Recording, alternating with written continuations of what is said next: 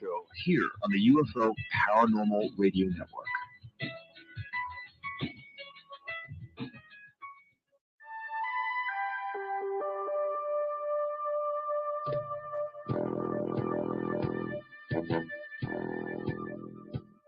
Tune in to UFO Undercover, Wednesdays at 8 p.m. Eastern, with your host, Joe Montaldo, right here on the Paranormal Radio Network.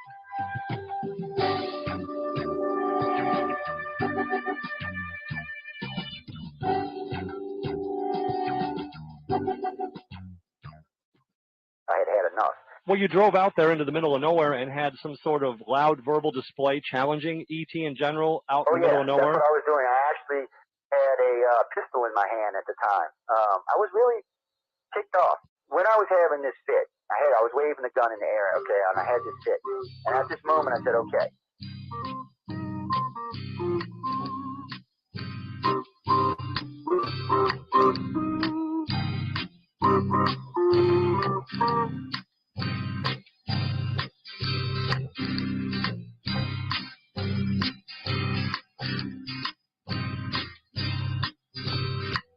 He was a Louisiana man named Montaldo.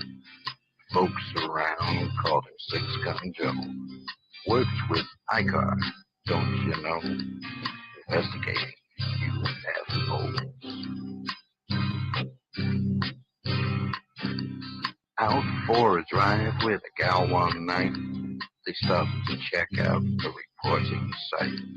When an alien lit right there on the ground, he commenced to throwing his weight around. Now, old Six Gun didn't take too kindly to that kind of thing, especially without Vaseline. Seriously.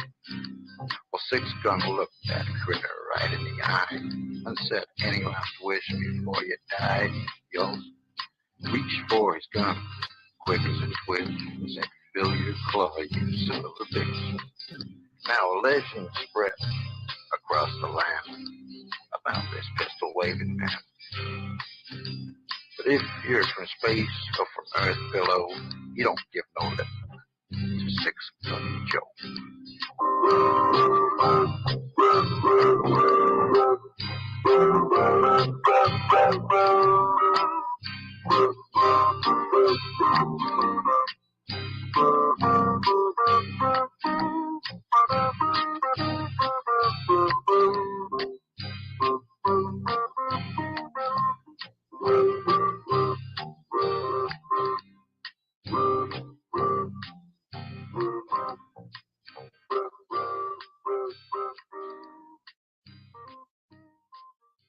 Welcome to UFO Undercover with your host, Joe Montaldo.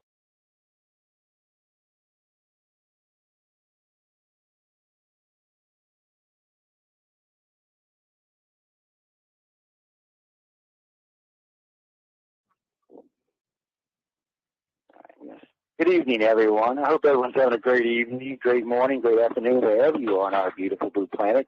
I'm Joe Montaldo, host of UFO Undercover. Tonight's guest is going to be Jim Sparks. Before we get started, a couple things. This is going to be a pre-record, so anybody who's catching us tonight, it is Friday night, July 8th. It's about 12:30 in the morning, or 12:30 a.m. You can catch the show. We are going to allow for audience participation in the show this evening. So if you're in the virtual auditorium, or if you have the call-in number, which is 504-273-7379, you can call right in and get involved. But probably about half hour, 45 minutes, and we'll open up the lines. Maybe a little bit sooner. Got to do a little catching up with Jim. I haven't talked to him in a while, see what he's up to. So, Jim, how you doing, man? Welcome to the show. Hey, it's great to be here. I'm doing all right. Well, I'm glad to hear that. Ladies and gentlemen, if you'd like to keep up with this, you can pop over to the iCar site or the Paranormal Radio site. On the right-hand side, you're going to see the Keepers. Click on it. It takes you right to the book, right to his main website as well. And I'll actually take you to the site. You can do a cruising around. If you haven't read the book, you should get it. There's a lot of good information in there tonight. And if you were listening to an earlier interview this evening with Daryl Sims, you'll notice there are some parallels in some of the stuff between Jim Sparks and Daryl Sims. Now, I'm not going to say they're even close to identical because they're not. But it's like all the contactees or abductees or whatever you want to be called these days. There are some similarities that run concurrent with all of them, at at least so far. Oh, Jim, first question, man, before we even go anywhere else. How often does ET call you by your name? Say that again? Have you ever had the extraterrestrials call you by your name? Wow, what a question. Let me ponder on that one a little bit. Take your time.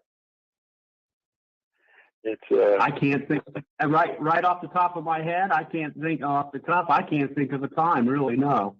All right. Now you make 362 contactees that I've asked this to in less than 2 months. All of them said no. It's a weird thing we just found out. That is something, man. I know it's one of them weird things. You can feel free to use it. It's we're learning a lot, like the blood type studies. But I'm gonna get into with all of that. First off, you still in Aussie land? Yeah, sure am. It's the dead of winter. It's about 1:45 in the afternoon. And actually, it's going to get a little colder in the next few weeks. That'll really, really be the dead of winter. So, Merry Christmas. For me, I love talking to everybody in Australia and New Zealand because it's like time traveling for me. Sorry about that, guys. It's kind of like time traveling for me. You know, last time I talked to Suzanne Hansen, we're always talking on different days. I'm always a day behind her. See, like today, me and you are on the same day now because it's July 9th now. But earlier when you called, it was still 8 for me and the 9th. It's always just weird to me out a little bit. That's it. Yep, I always have to reconsider my thinking all the time. No, go ahead, please. I know. What I was going to say is now, for you, I mean, we've talked over the years quite often and quite a lot, actually. I think we've got like 10 or 12 hours of archives where somebody was making a comment about it the other day. Cause I'm getting ready to do sections with the different people who I've done archives with numerous over the years so that people can come listen to the progression. The reason I'm bringing this up, ladies and gentlemen, is because I'm a real stickler. I'll tell you this. I expect if I ask you a question in 2000 and I ask you a question again in 2011, I really expect to hear you tell me the same thing. I mean, I'm not talking about research now, ladies and gentlemen. We're talking about experiences. I really expect to hear that same thing repeated to me. So far, every time I've asked him a question that I've asked him before, I got a similar response. Now, there's always new stuff going on in these cases, and there's always more stuff involved in these cases. And I know for people, because this is interview 14 in this segment of Contactees, and there's now a wealth of information doled out. And I just like to make the differences so people understand what it is we're doing and where we're going and not to get confused. Now, I'm going to ask you this like I always do. If you could make all this go away and stop, would you? No. Did you just ask me if I could make all this connections, contact stop? Is that what your question was? Well, if you could make all of this go away and stop, would you? If you could just make it go out of your life in a way, would you do that? I wouldn't trade it for the world. So the answer is absolutely not. That amazes me, Chris. Well, what comes to mind first off, what comes to mind is the fact that I have some insight that I can share with how important it is for us to evolve.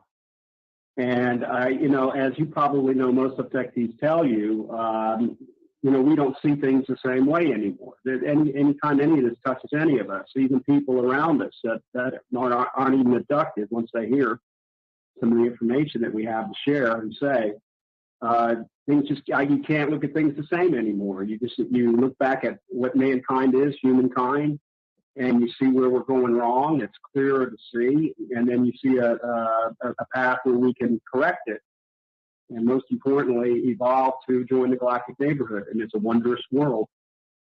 So no, I can't see any reason to ever want to turn it back. Now, if you asked me this question the first 6 years, yeah, because I did everything I could to destroy these things. I wanted to kill them. And I had my chance one time, and I didn't. So, yeah, the first 6 years, I would say, yeah, but now, no, there's no way. It's just something I had to go through to have me understand them better and vice versa. But no, I wouldn't. And, most of the people I talk to, most of the contactees I talk to say, now, the abductees don't. And something we stumbled across this year, during this special, a matter of fact, we brought on 7 UK contactees, I call them. Or no, they're abductees. And they're like, I don't know if you remember like the 1970s classic alien abduction. This is what it is. And it's a fluke because all of Europe is more in the contact styles that you and I and other people talk about these days. But this reminds me of something just classically out of like the 1970s. It's almost like it's a control group study or something. And in what respect? Well, okay, let's look at it. In France, we got a big group of contactees / abductees, but they're contactees. They're openly having contact. They know what's going on. They're dealing with it progressively. But not in the UK. Right. And these 2 particular groups we're dealing with, they're pissed. They're seriously pissed. If they could stop it, they would. If they could snap the little gray's neck, they would in a heartbeat. This reminds me of stuff I used to hear in the late 70s, early 80s of contactees who were just so mad all the time that it was out of control. It's just a big group of them over there. And I don't know why right there on the island, because all of Europe, we're not getting these reports. We're not really getting these reports out of the United States anymore. And not so much out of anywhere else but there.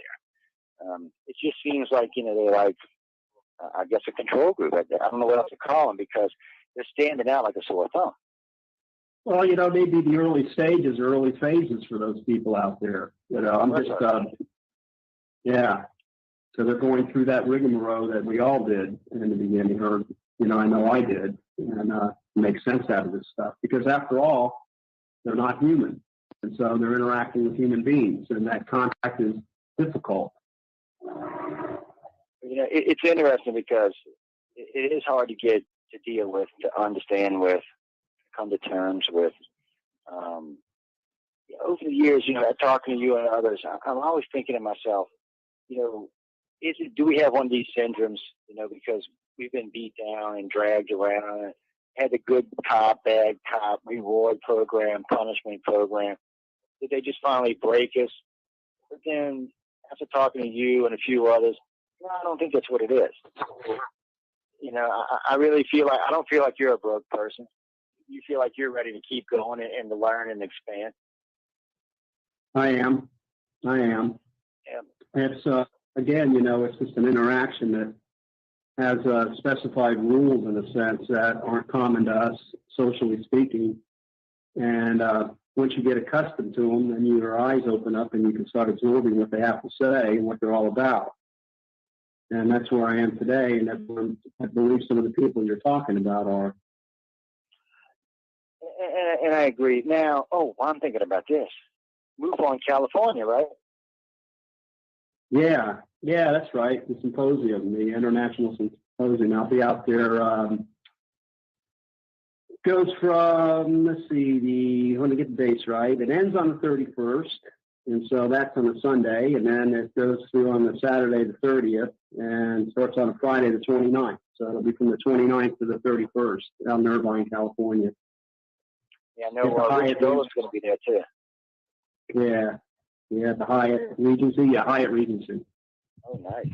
I wish I was there. Yeah, so that's going to be, I think that's going to be a good one because we've got some really good speakers, but the theme is pretty cool, which is, time travel. Yeah.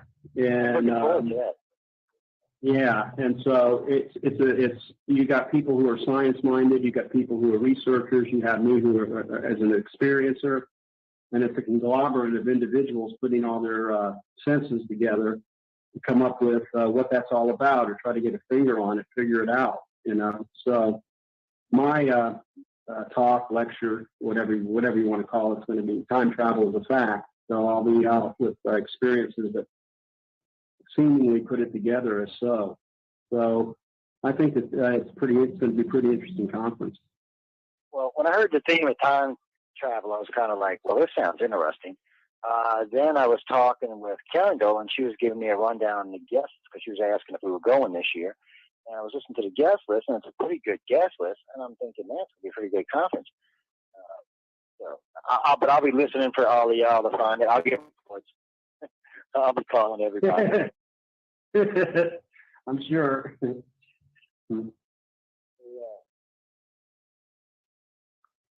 It's anyway. Getting back to what I was saying, I'll be calling everybody for reports. I'm hoping that one of the hosts will be out there live, so they can go around and harass everybody. One of the nice things about having a station organization, occasionally we get people out there. Now, Well, go ahead. No, you go. Go ahead. Well, I was just going to ask you, where do you feel like this is going to take you in the future? Well, there's just many challenges ahead. I keep reflecting on the human condition, which is pretty stubborn. It's resistant to change. It's resistance to change. And, they laid out a roadmap, in my perspective, in my area or in my field, in order for change to take place, and I've been barking the same thing now for the last several years, is there has to be, things have to be brought out to the table freely. And the issue at hand is the people that have the secrets and they know what's going on don't want to come forward because they're in fear of the fact that they can get hurt. And you've heard me say this before, the black op people, the top secret people, whatever organizations you want to call them, have committed crimes against humanity to keep this stuff secret. And at the same time, they're not just total monsters. They're not at all, actually. There may be a few individuals there that can be perceived as such. But, there's a lot at stake, when you bring things out like this. There's defense is centered around the new technologies and the technical exchanges.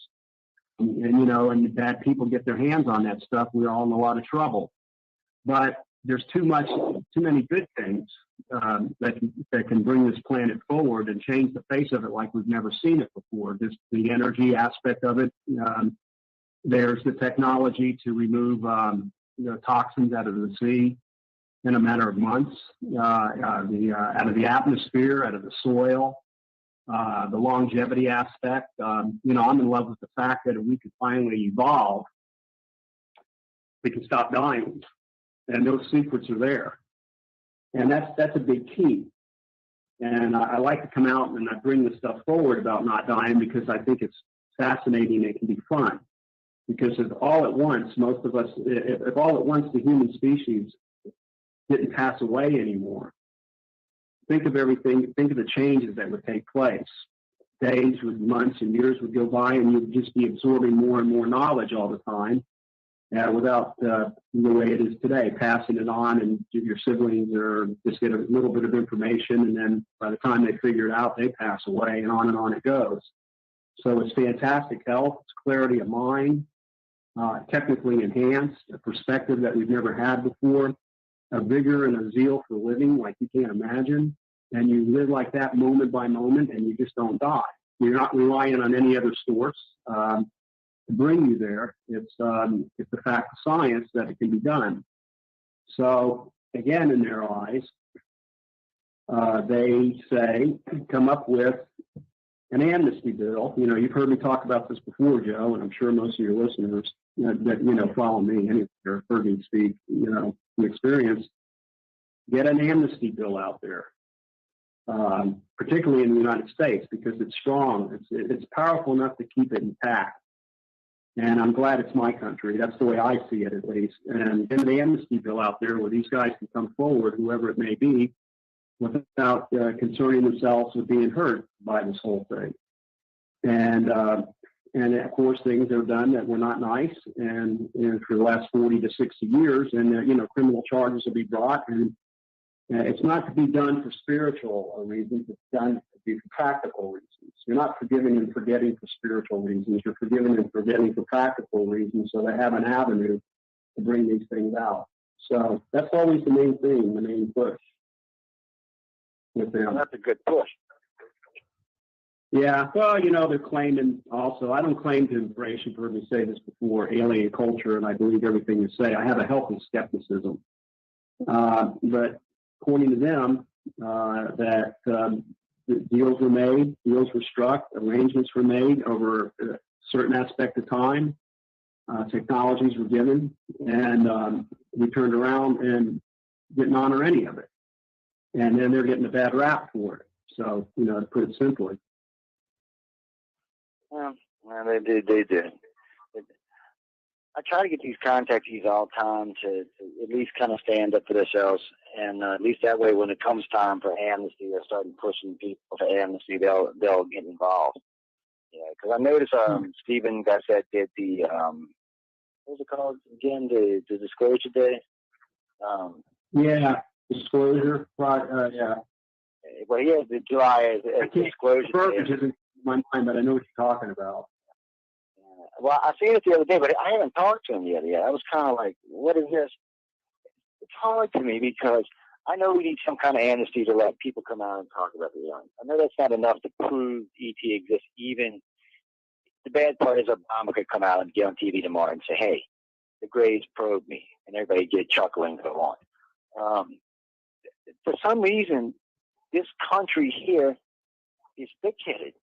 And I know we're not. I know we're an open-minded country, but when it comes to this particular topic, they seem to be thick-headed because the evidence is raining down out of the sky, and they're still stepping over it, or stepping around it, or ignoring it. And it's not like the old days when nobody talked about this or it didn't make mainstream. It does make mainstream. People talk about it. I've seen an influx of young people getting involved. And still yet nobody wants. It's like you can talk about it all you want. There's not all that hate anymore when you're talking about it. You can see it on mainstream. It's acceptable to bring up at work and talking, with the chase ghosts or chase UFOs. It's acceptable, but still, for some reason, tell me what you think about this, Jim. Maybe the country has accepted it without disclosure. Because they don't seem to be enough interest. Well, it's kind of like jumping on the bandwagon. It's a momentum that needs to be built. It's a tough thing to do.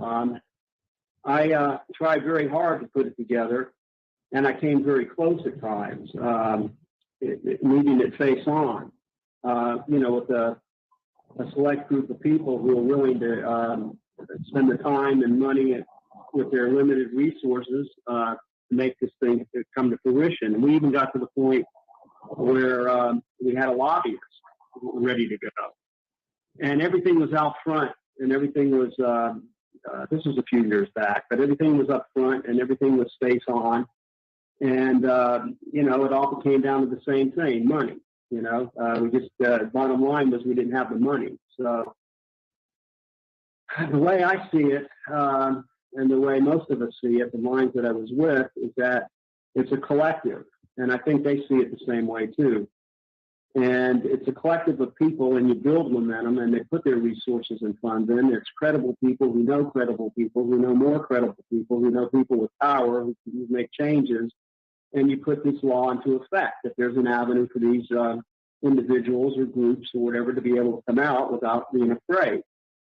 But I think, too, I'm seeing that it probably has to be done or can be done in a very silent way instead of making public headlines. This is a thing we're exploring,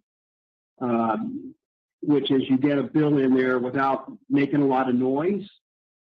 And it's almost like a silly factor. You may remember this. To give you an example of what I mean, the government official response is that these things don't exist, and if you say they do, you're either insane or you're a liar or you're making up a story or whatever the case may be. But yet there was a law in effect for many years that said that if you came upon a UFO or an unidentified flying object and you got so many feet within it, close to it, so many feet close to it, then you were subject to a year in jail and a $10,000 fine. And if you make contact with the occupants, that it was even more severe penalties. Do you remember that? Oh yeah, that was I used to know 12. It was a long. Go ahead. Well, I was just thinking. I used to know the NASA law, the actual law. I can't think of it right offhand, but it's like Article 12, 14, and it ran from I think 1964 to like 1998 or 96, somewhere right around there, and it was illegal. You couldn't make contact. Oh yeah. It definitely was. So it was federal. It wasn't, kidding around. It wasn't a local thing. And yet, the same feds will come around and say, no, these things don't exist. And why do they have the law? The point is, it was there, and it was kind of a silent law, and it existed. So on the same, by the way, they did lift that. That law no longer exists, is my understanding. So there was enough barking on it that they took it away. But going back to the point of this amnesty bill, if you put it in as silently as they did, in a sense, this is just something we're pondering. You put it in silently, the avenue is there, and the whole world is, the whole government and the whole country and everybody else is there to balk at it.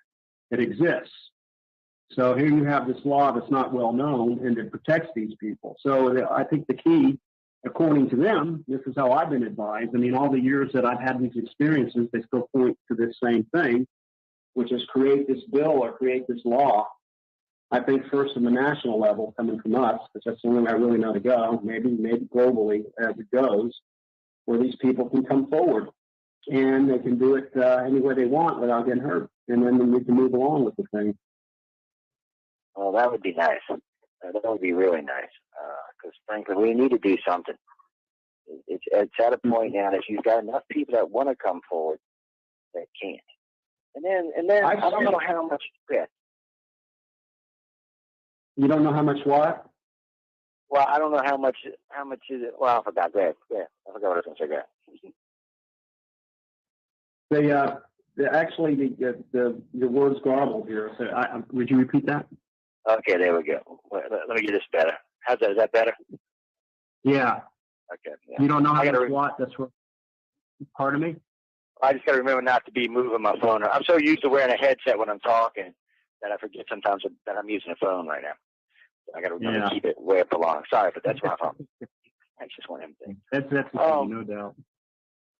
I was thinking that there's got to be a way to force them to say, recently, I'm not going to mention names, but recently over the last 3 months, I've met some people that work for Boeing. I've met some people that work for NASA. And they have high clearances, and they know quite a bit. And my clearance is still high, so at least they're willing to talk to me. Nothing that'll ever get made public or anything, but it's interesting to hear what they're working on, what's up. There's a guy I know that works for Boeing. He's a nice guy. He's been with them 26, 27 years. And he was going through a list of what I would consider to be conventional but unconventional aircraft. And he said they're very advanced. He said he hasn't seen anything in there that he wouldn't consider to be natural progression. So I asked him bluntly. I said, well, dude, are there projects you're not privy to? And he's like, well, yeah. I said, how many? He said, more than I can count. I said, okay. And then after that, he's walking around scratching his head like, oh, wow.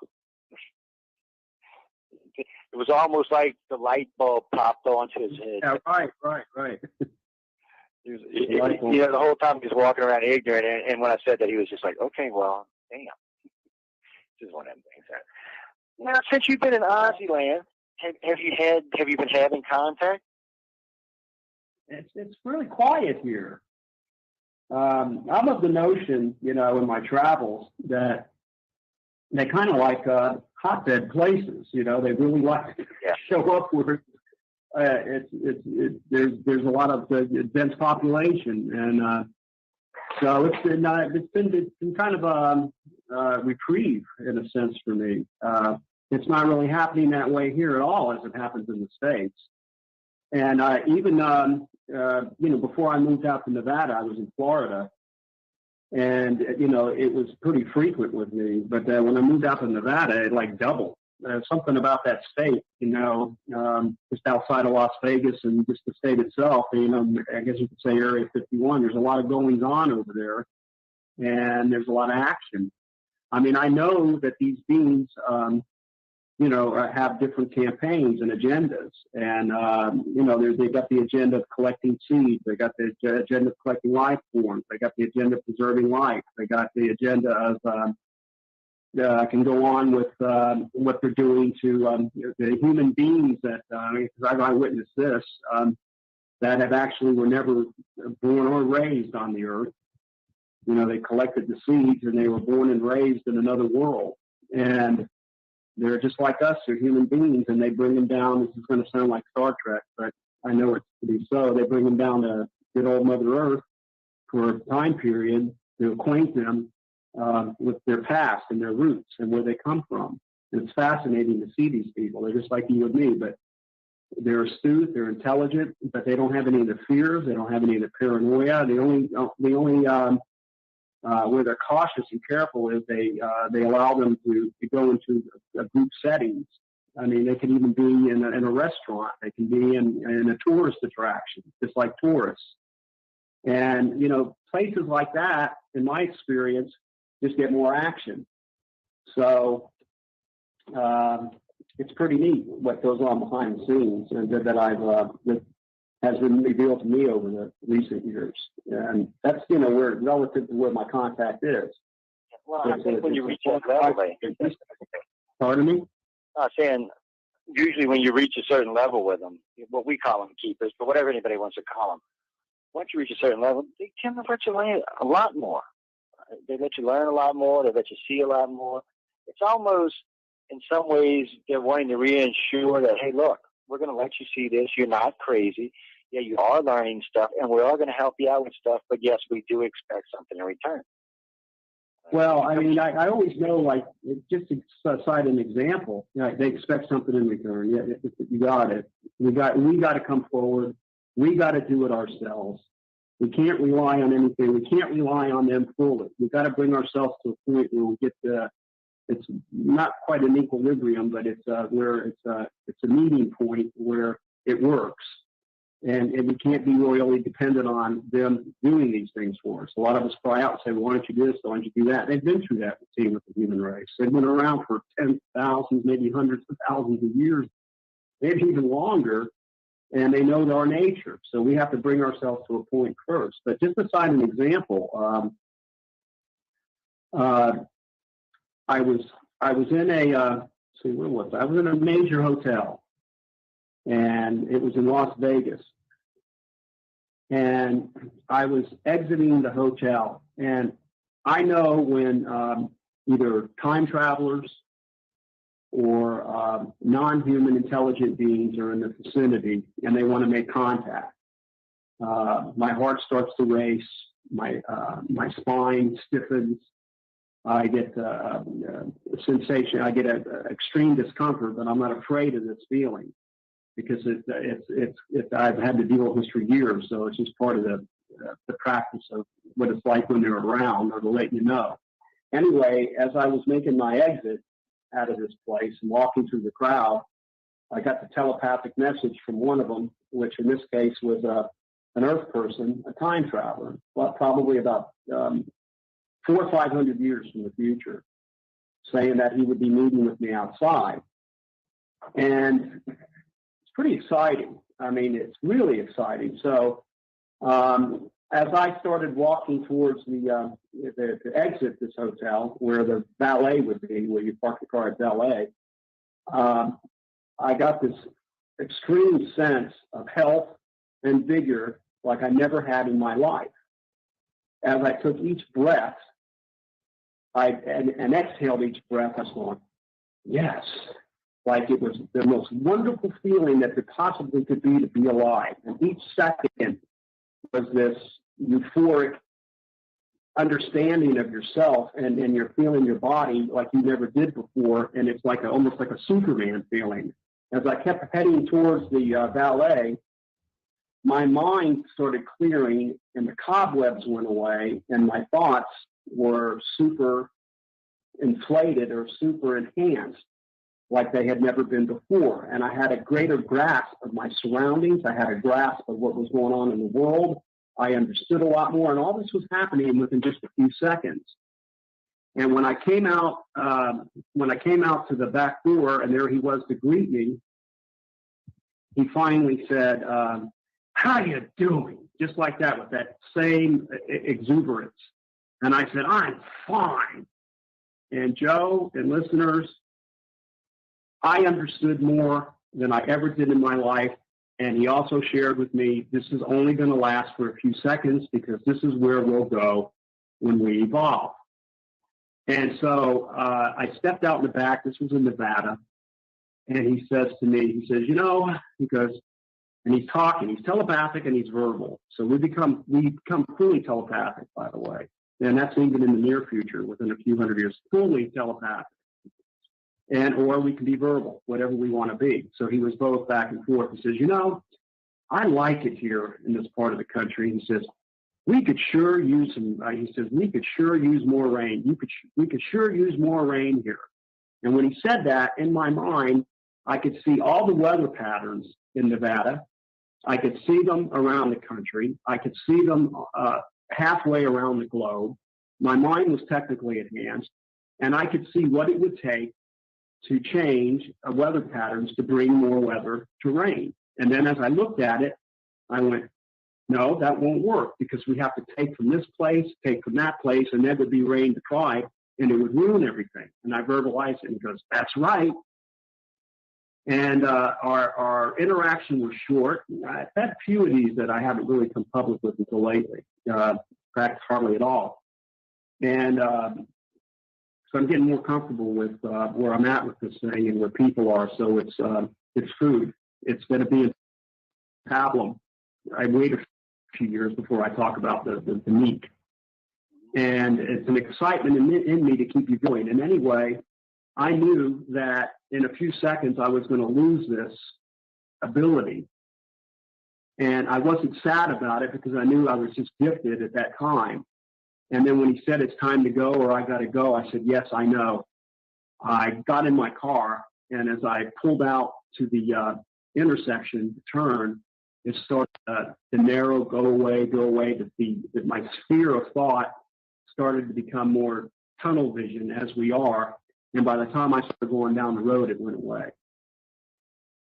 But the point is, if we can inevitably cross that line, it's just at that stage, the way you'll feel, the way you see things, the way you understand things, your health, your mind, and you're not concerned about all the trivial stuff that we are. It's pretty fantastic. It is, actually. Yeah. And I want us to go there. Who wouldn't? I'd like to see all of us there, because even the silliest would have a better understanding to see why they're silly. Well, yeah, it's a shame the way it fades out like that. Because, I've heard people talk about other stuff that they're being showed, or that they're being, not to understand. Maybe I kind of like a reward. I hate to say it any other way, but it's kind of like a reward. And but it's always fleeting. There's always a sense of it left behind, if that makes any sense to you. Yeah. To the contactees that listen, that may make sense to y'all, but to everybody else that's listening, you're probably going, these guys have lost their mind. But there is, it's like a residue is left behind. I mean, I don't know how else to explain it. Oh, you mean, is there a residual? Yeah, well, it's left like behind? when the memory's fading, it seems to leave like a residue behind, like a shadow of what the actual experience was. Well, you mean in retrospect to the one I just shared, or in general? Yeah, I mean, experiences sort of like those, because I've heard other people kind of describe what you were just describing, and they always tell me it's very fleeting. It's they can feel it, and it's intense when they can feel it, but when it's gone, it's gone. But there's enough left behind that they know it happened, and they know it was good. If that makes sense. Yeah, it does make sense. And interestingly enough, what I understood, and I like to share this, was the fact that I knew it would be gone, and I wasn't sad about it, because I knew we weren't ready yet. Yeah. We're not there yet. It's not something just a few of us get to have. It's something that all of us have to have, and it's something that we all need in order to progress, in order to evolve, in order to be part of what they are. But we are, and they are.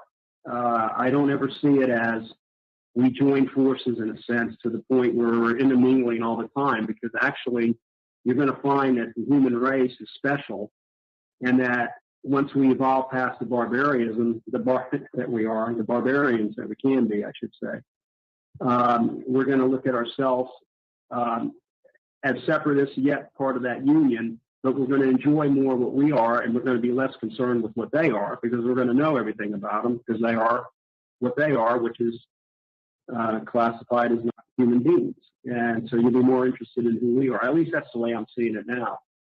So all that will be gone, and then it's just better times ahead. We just got to cross that line. We got to get this stuff out. And they're hoarding it for different reasons. Yeah.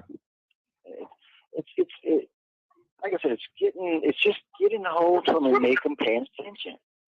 That's why I call them sheeples, because they just get off, see a little shiny thing and they go wandering off. And like, and then you shake the little thing and they come wandering back.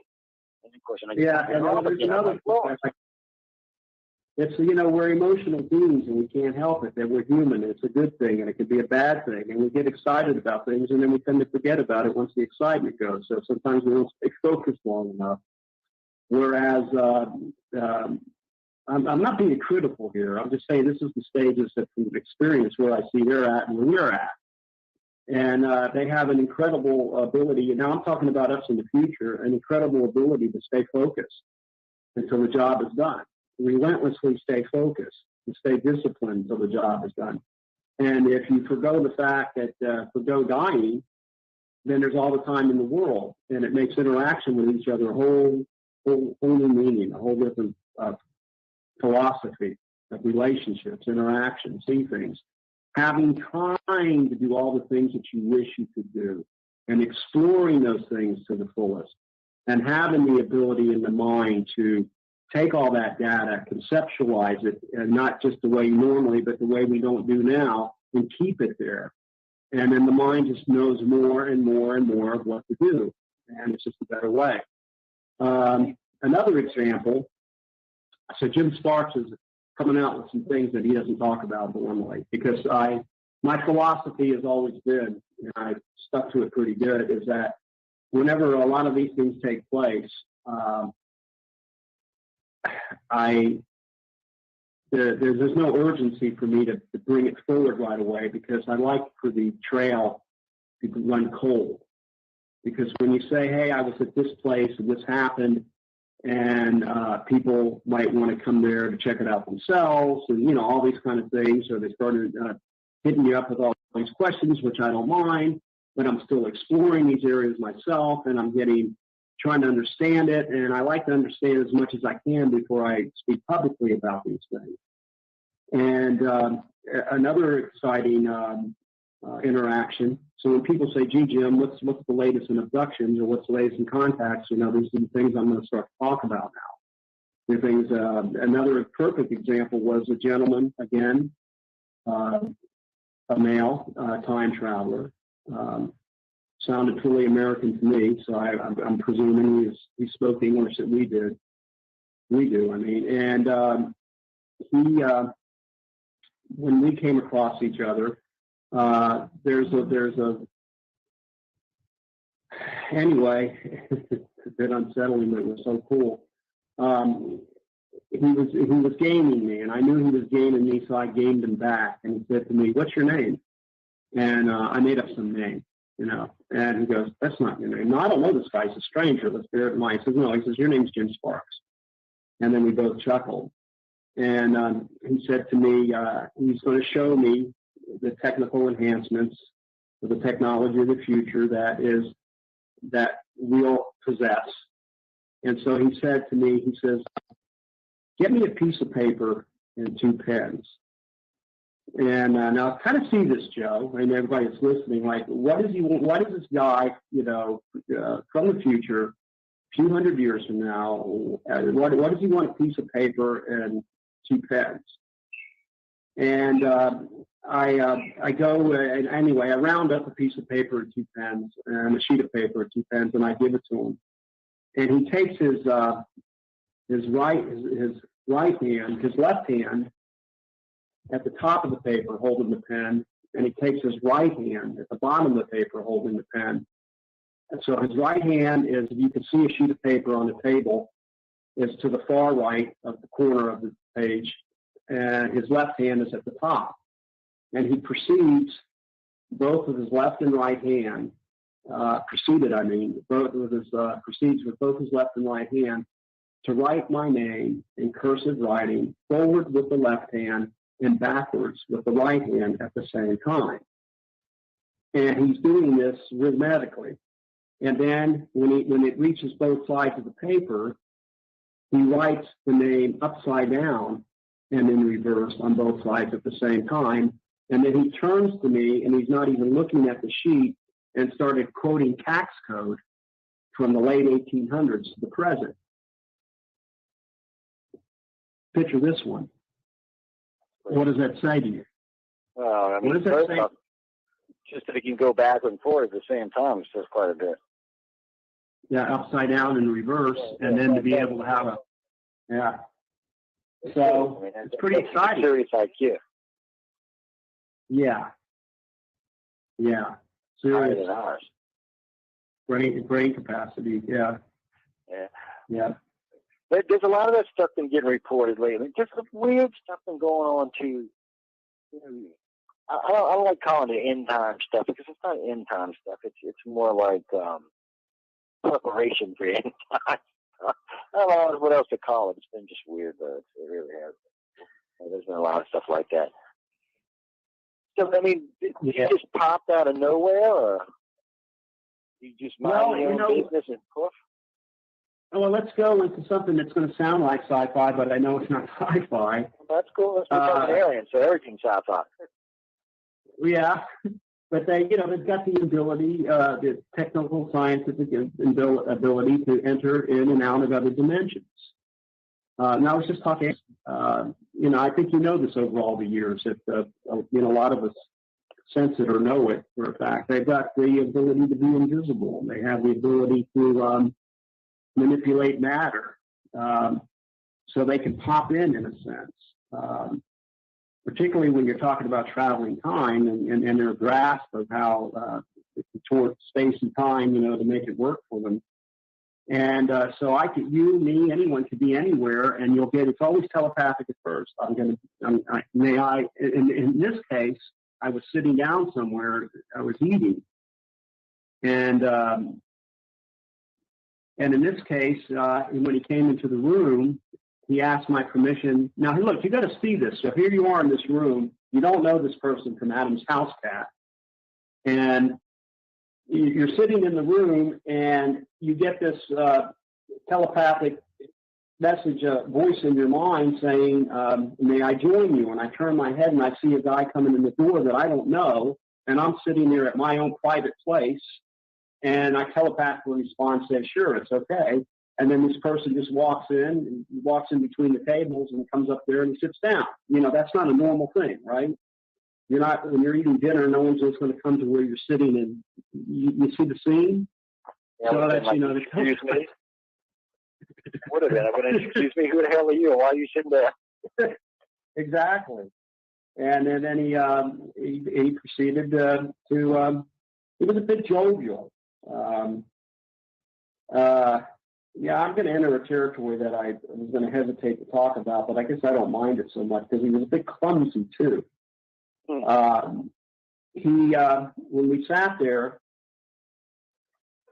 I had a beer. I was drinking a beer, and he said to me, "How much are the beers?" Well, they had a special going on at this place I was eating at. They were $1 that night, and I told him telepathically, it's $1. I said, so go up to the bar there and in the restaurant and get yourself a beer.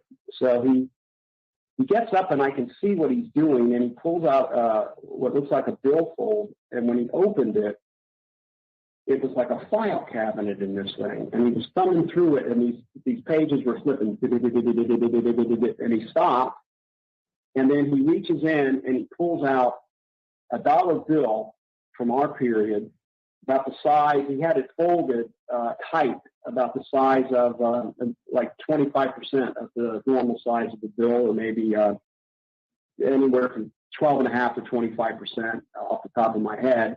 And it's folded tight, and he neatly unwraps it. And then he takes it and he puts it in front of his face, and he looks at the back of it, and he looks at the front of it. In my opinion, I think he was checking the date. And of course, he hands the lady the this dollar bill behind the counter to purchase his beer. And what was really unique too, I mean, these are special moments, Joe, and whoever's listening. And what was really unique was when he was flipping through the thing that was like a file cabinet. There were many multitude colored bills in there from God knows what time period, God knows what. And you can see all the different colors of these notes, you know. But he knew exactly where to stop to pull out the dollar. But it was he was like almost out in the open completely with it, even though she really couldn't see what he was doing, but I could see what he was doing from my point of view. And then he proceeds to make his purchase, and he sat down. And as I recall, I don't even think he drank much of it anyway. I just took a few sips. I think he just did it to do it. And then he went on, with that game, and that I just went over just to show where we're going to go. And it was like, all right, nice to see you, nice to see you. I knew he would go, and I know so much because I've learned over the years that when you're in these situations, don't ask questions. Pay attention. Yeah, exactly. Just relish every second until they're gone. You have to. You know, when you have an encounter like one of these, and I've talked to other people about this, they've been places, or all of a sudden they'll be somewhere and they have it just slightly out of time and phase, and there's someone there, they don't think it's an alien, but seems to be having some kind of weird telepathic or empathic interaction with. And they experience a lot in that moment, but it's really confusing sometimes because there seems to be an emotional overlay or something. I don't know if it's them or the contactee, but it seems to be there. So I'm not even sure what that is, to be honest with you. It's a strange little thing we've been running across. What color are your eyes, man? Give it up. What color are your eyes? I'm kind of a funny person. When it comes to certain aspects of things, I just didn't really pay attention. I didn't see anything that was bizarre. That's the best way I can answer it. I can't, I can tell you this. I don't remember blue eyes and I don't remember green eyes. So take it from there. Well, no, I meant your eyes. I meant yours. My eyes? Yeah. My eyes yeah, are, I'm pretty plain. They're brown. Okay. Well, see, it's for the blood type study thing and the eye chart. All the contactees that were like 2,800 or 3,000 responded now. And we're checking blood types and eye colors. A couple other things. How interesting. Well, it's been, what type, if you mind to ask, because I know some people don't like to tell me, but they don't like to say on the air. I don't mind. I just don't know. Okay. Well, Jim, you need to know that. I can remember things in exactly details, and at times certain things I'm funny about. I don't have the memory of a pea. So I know I had that data at one time, but I don't know. Yeah, sometimes you don't need to know. If you don't get sick, you don't go to the hospital, or if you're not in the military, most of the time you don't need to know. It's kind of interesting. But no, there's been a specific group of bloods. It's all types of blood get abducted, and all eye colors get abducted. But what we freaked out on is the bloods that are the rarest, and the eye color that's the rarest, is what's being abducted the most. Is that a fact? Wow. That's a fact, too. And now we got the data to back it up. Before, I used to talk about it because we always knew the O negatives and the green eyes were high in contactees. And since O negatives are only 7% of the world population, they shouldn't make up 40% of the contactees. Altogether, the negative, the RH negatives, only make up 15% of the world's population, but make up 63% of the contactees. That's wild, man. What made up 3%? No, 63%. Oh, was the negative, the RH negative? Yeah, makes up 63% of the contactees, but only makes up 15% of the world's population have RH negative. So it's wow, man, that's wow.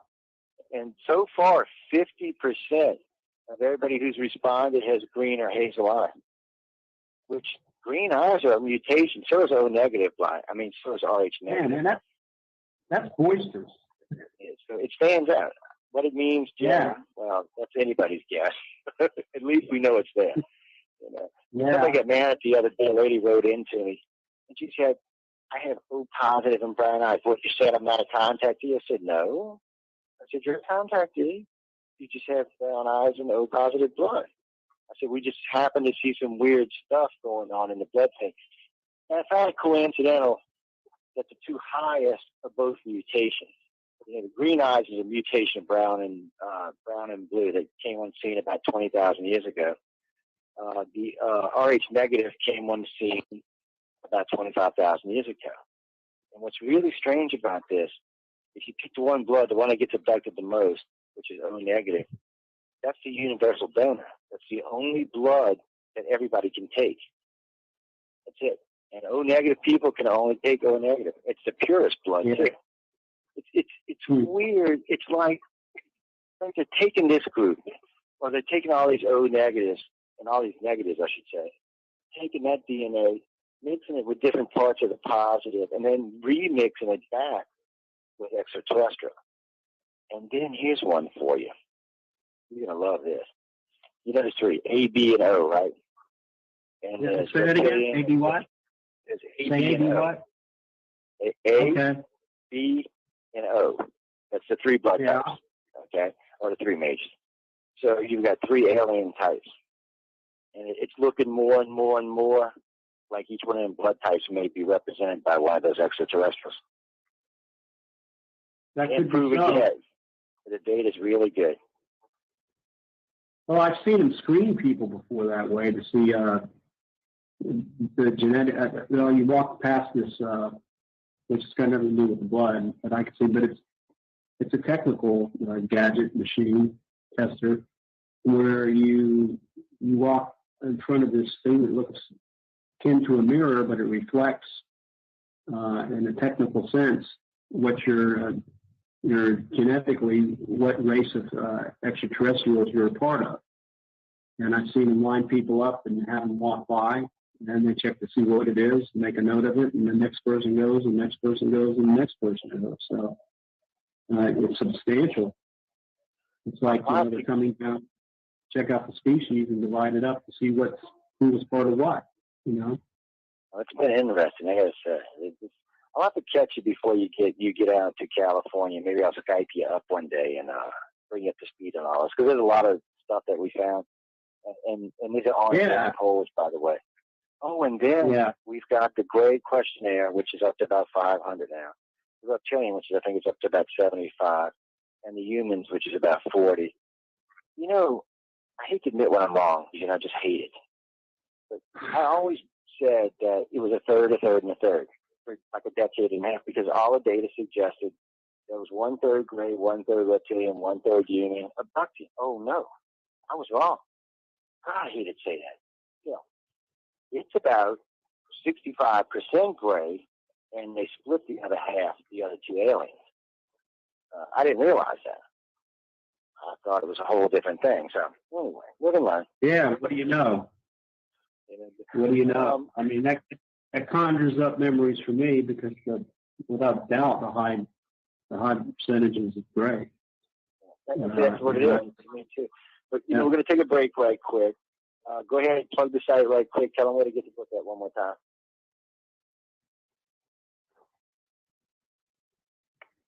Jim, did I lose you?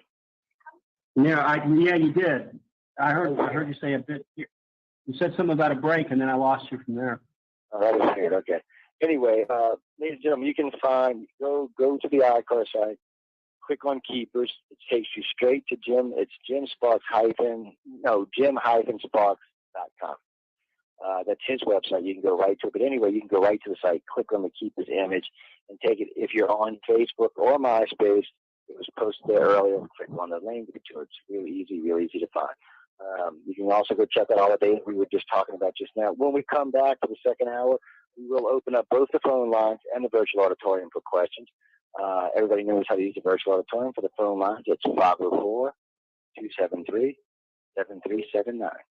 Okay, ladies and gentlemen, I want everyone to please stay tuned, and we'll see y'all in about 8 minutes.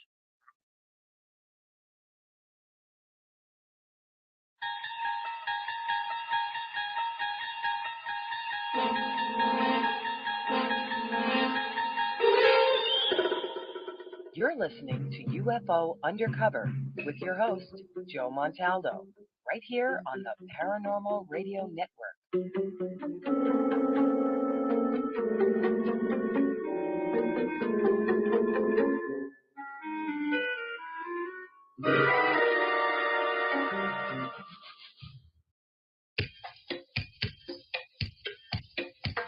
Aruba, Jamaica, ooh, I wanna take you. Bermuda, Bahama, come on, pretty mama. Key Largo, Montego, baby, why don't we go? Jamaica, off the Florida Keys. There's a place called Kokomo. That's where you wanna go to get away from it all. Bodies in the sand, tropical dreams, nothing in your hand. We'll be falling in love to the rhythm of a steel drum band. Down in Kokomo, Jamaica, ooh, I wanna take it to Bermuda, Bahama, come on, pretty mama, Key Largo, Montego, baby, why don't we go down to Kokomo? You can take it fast and then we'll take it slow. That's where we wanna go. We gotta go. Take that Montserrat steam. We're out to sea. We'll perfect our chemistry. By and by we'll defy a little bit of gravity. Afternoon delight, cocktails and midnight. That dreamy look in your eye, give me a drop, this of contact high. Way down in Florida, Jamaica, ooh, I wanna take it to Bermuda, Bahama, come on, pretty mama, Key Largo, Montego, baby, why don't we go down to Kokomo? Take it fast and we'll take it slow. That's where we wanna go. We gotta go. They had some sort of loud verbal display challenging ET in general out in the middle of That's nowhere. what I was doing. I actually had a pistol in my hand at the time. I was really ticked off. When I was having this fit, I was waving the gun in the air, okay, and I had this fit. And at this moment, I said, okay.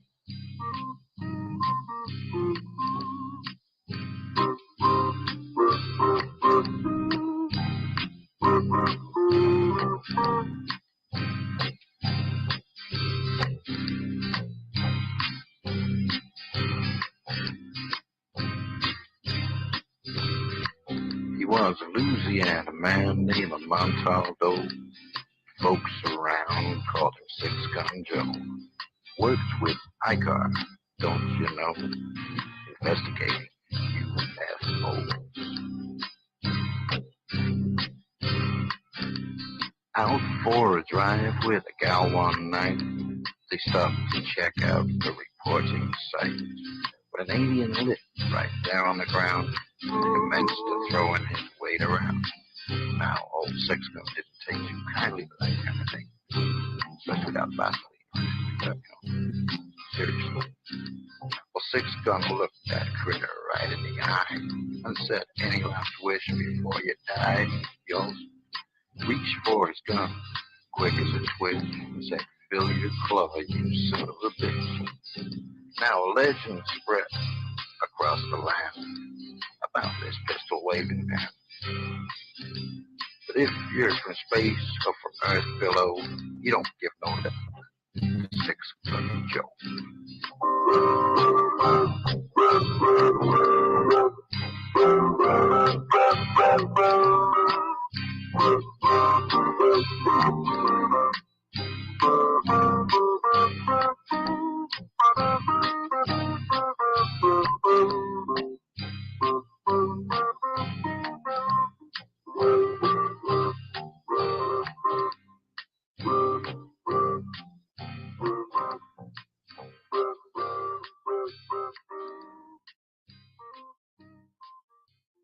Welcome to UFO Undercover with your host, Joe Montaldo.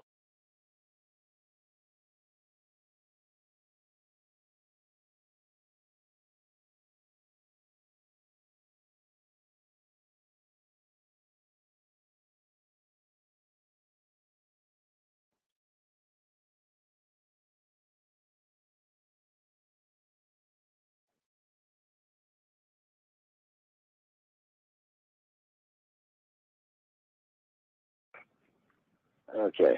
Good evening and welcome back to UFO Undercover, everyone.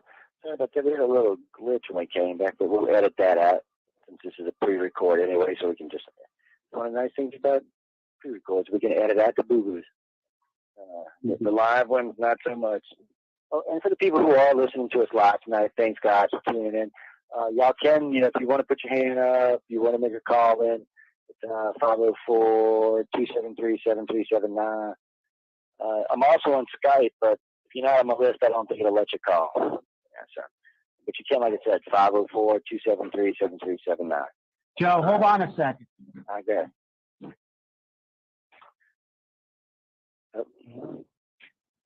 So, yeah, y'all can always catch it that way. You can call in on either one of those venues, or you can text me like normal, or you can email me at what we're using tonight, upln@cox.net. You can pop us up on there as well. A couple of things while I'm thinking about this, guys. Thinking when Joe and I were talking at the break, we're looking to do a conference down here in the beginning of November, the end of October, beginning of November, 3 or 4 days. So we're going to be looking for volunteers. We're going to be looking for donations for help and stuff. I'm not talking too much money, which that would be nice too. But, stuff like banners, things like that, flyers, all kind of stuff. But it is something we're looking to try to get out probably, we're trying to get it out for the last week of October, first week of November. So, and it's going to be a paranormal ufology conference. It'll be themed out over 3 days. What you're going to probably end up with is 1 day paranormal, 1 day ufology, and 1 mixed day. We had talked about doing a conspiracy day, but I'm not thinking. I don't feel the love there. I don't think I feel the love there.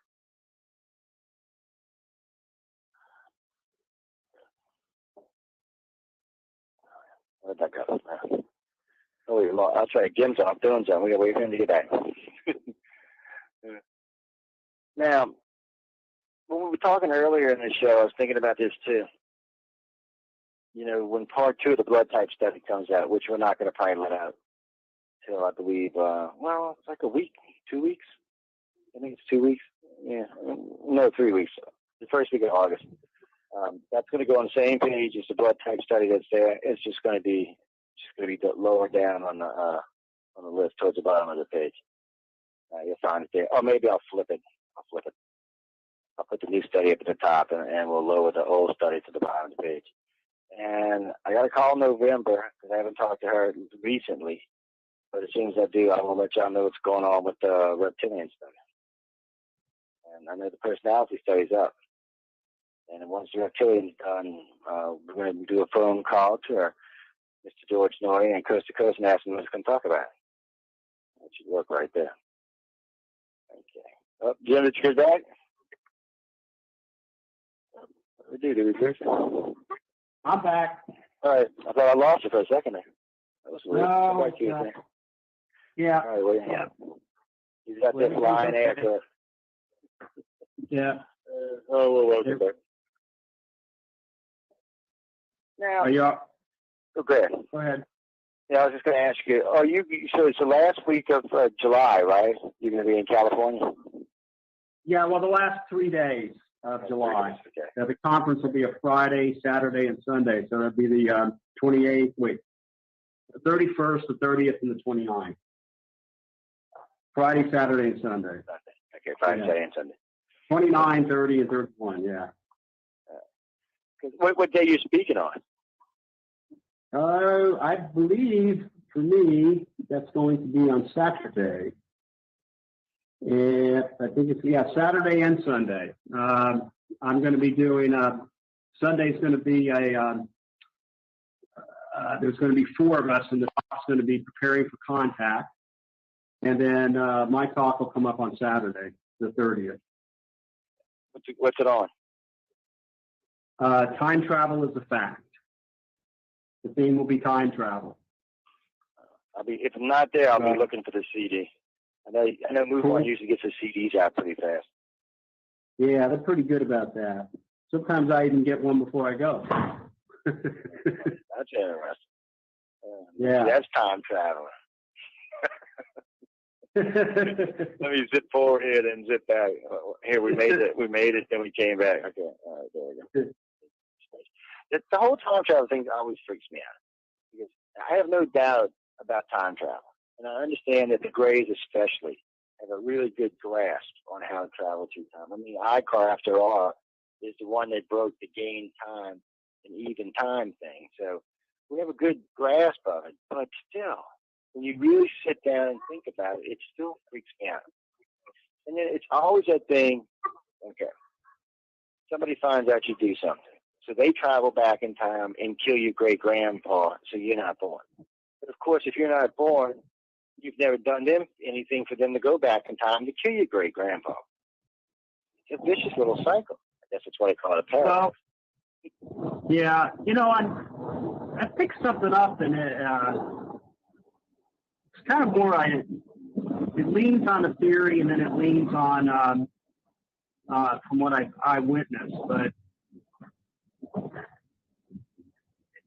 it seems as though time is extremely resilient, and it doesn't want to change, and it's more or less like the reverse of the butterfly effect. In essence, if you can see, picture a river. Say it's a powerful river. Say it's 100 feet deep. Say it's let's say it's about a football field. No, that's too big. Let's say it's about 60, 70 yards wide, and it's running along at about 15, 20 knots. And just look at time as streaming that way in the universe. And it takes a tremendous amount of energy to change the smallest thing in the future, is what and which is contrary and contradictory to the butterfly effect. The butterfly effect says one little small thing can change up the whole picture. But to expound on this, let's say that time is a river, and you walked up to the edge of that river as a person, you, Joe, or anyone that's listening, and you put your finger at the edge of the river. That water is going to rush up to your finger. The change takes place where your finger is, and then the water will wrap back around your finger and continue the way it was going. And I see time that way.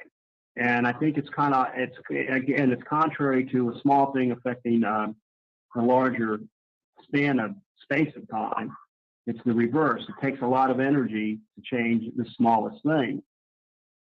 And I think that the universe in itself is resilient that way. It's resistant to change. And I think that's how we can travel ahead or back in time, because we can get ahead of rid of our time. But the beauty part of it is it's hard to mess things up in the future. And you can picture this. Well, no. I was listening when you were talking. I was thinking about a couple of different things that happened to me over the years. And it does seem like it has a way of untangling itself or straightening out its own messes. I don't know how to explain it, but it seems to work that way. Or maybe reluctantly seems to work that way. I'm not sure. But it's a very strange phenomenon. Because, on these cases we get today, where we'll get somebody that's picked up, easy case. Couple leaves hotel, okay, 11 o'clock. See him on a videotape. He stops at a convenience store. Shift change. People sees him there. He drives to the beach. They walk out of the beach, 11:10. They get back in their car. They drive back. Now, when they get in their car, actually about a day later, they find a ticket. It says 10:10. Actually, it says 10:05. So they call the cop and ask the cop, was this clock wrong? Because remember, they were both seen at 11 o'clock in two different locations. They got them on videotape at the hotel with the car in the parking lot. The car was in the parking lot at 10 o'clock. At 11 o'clock, they actually got them getting in the car and leaving. Now, but the cop has them on videotape at 10:05. Right. Legally. But yet that car is on the camera at the hotel at 10:05. So Now say that again. Say this again. Say this again. Okay. Yeah, that makes sense. I know. All right. I'll go through the whole thing to make it easier. Okay. They're at the hotel. They're going out to the beach. Okay. So about 5 minutes to 11, they say we're going to go out to the beach. They walk out. They walk past the girl at the desk. Okay.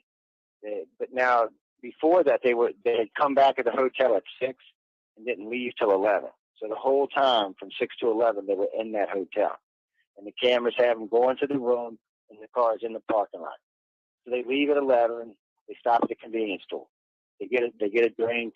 They talk to the clerks. It's shift change. Both clerks remember even seeing them. We went back and asked them the next day.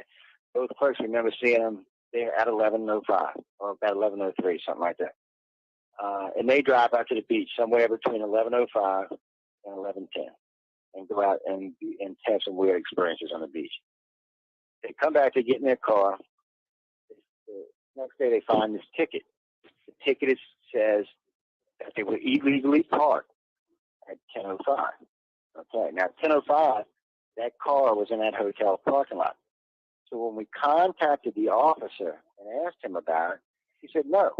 He said, you can check with the dispatch. I called it in at 10:05. He said, the videotape shows it at 10:05. So I asked him, because we were in Florida, I said, are we like out of phase on time? You know, like, was I thinking we were in Central Time when we were Eastern Time? But we were in Pensacola.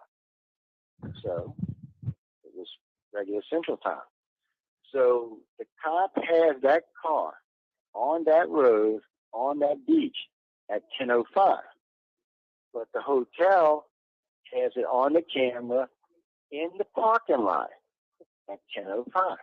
How the hell is that possible?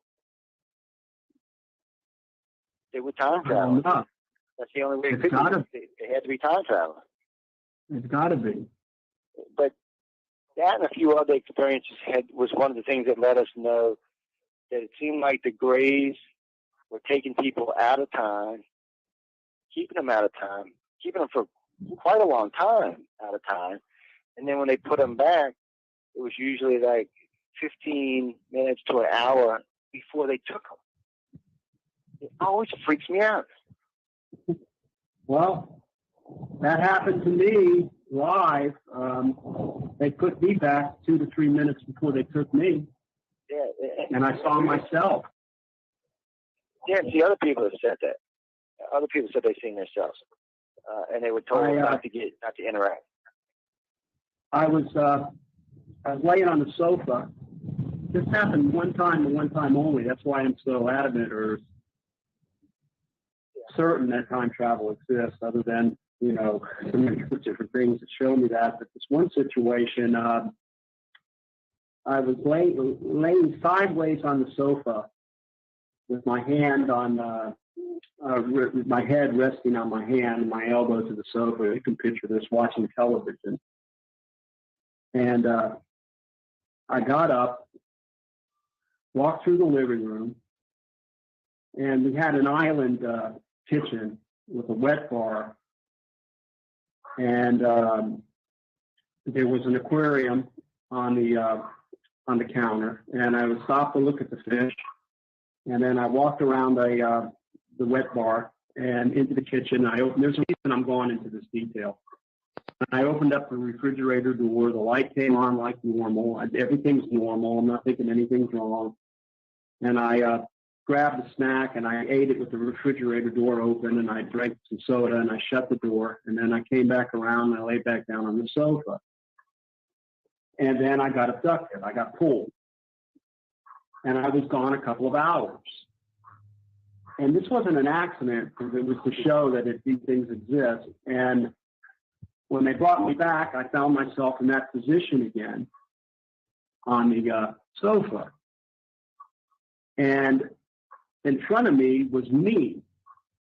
And I could see me standing up as if I just left the sofa, and my heart was pounding through my chest.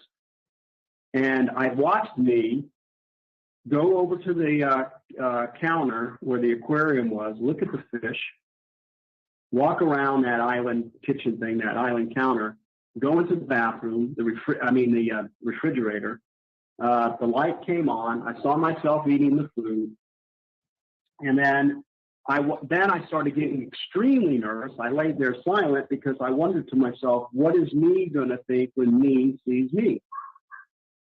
And as I came around, the other me, the past me, came around, it faced the sofa, walking towards the sofa to go lay back down again. It looked right through me. Me didn't see me. And which is kind of an interesting phenomena there. So that other time person didn't see this other time person. And as I walked up to the sofa, I got double scared because I thought I was going to lay on myself. And as he got within a foot or two of me, he just faded away and disappeared. So that one time catching up with the other one. Yeah. It's weird because when we figured this out, because we couldn't. What happened was, Jim, around 98, 97, 98, 96, we just started having hardly no missing time cases. We're getting like one. We went from like getting 100 or 2 a year to like 2. I was like, what's going on here? And when we really started digging and really started getting in with our contactees that we were working with back at the time, which was probably about 50 to 80 people, we started to realize that they were having these new kind of experiences. And it got me to thinking, and Lynn and I have talked about this a great deal, and you actually got me thinking about this too a while back too.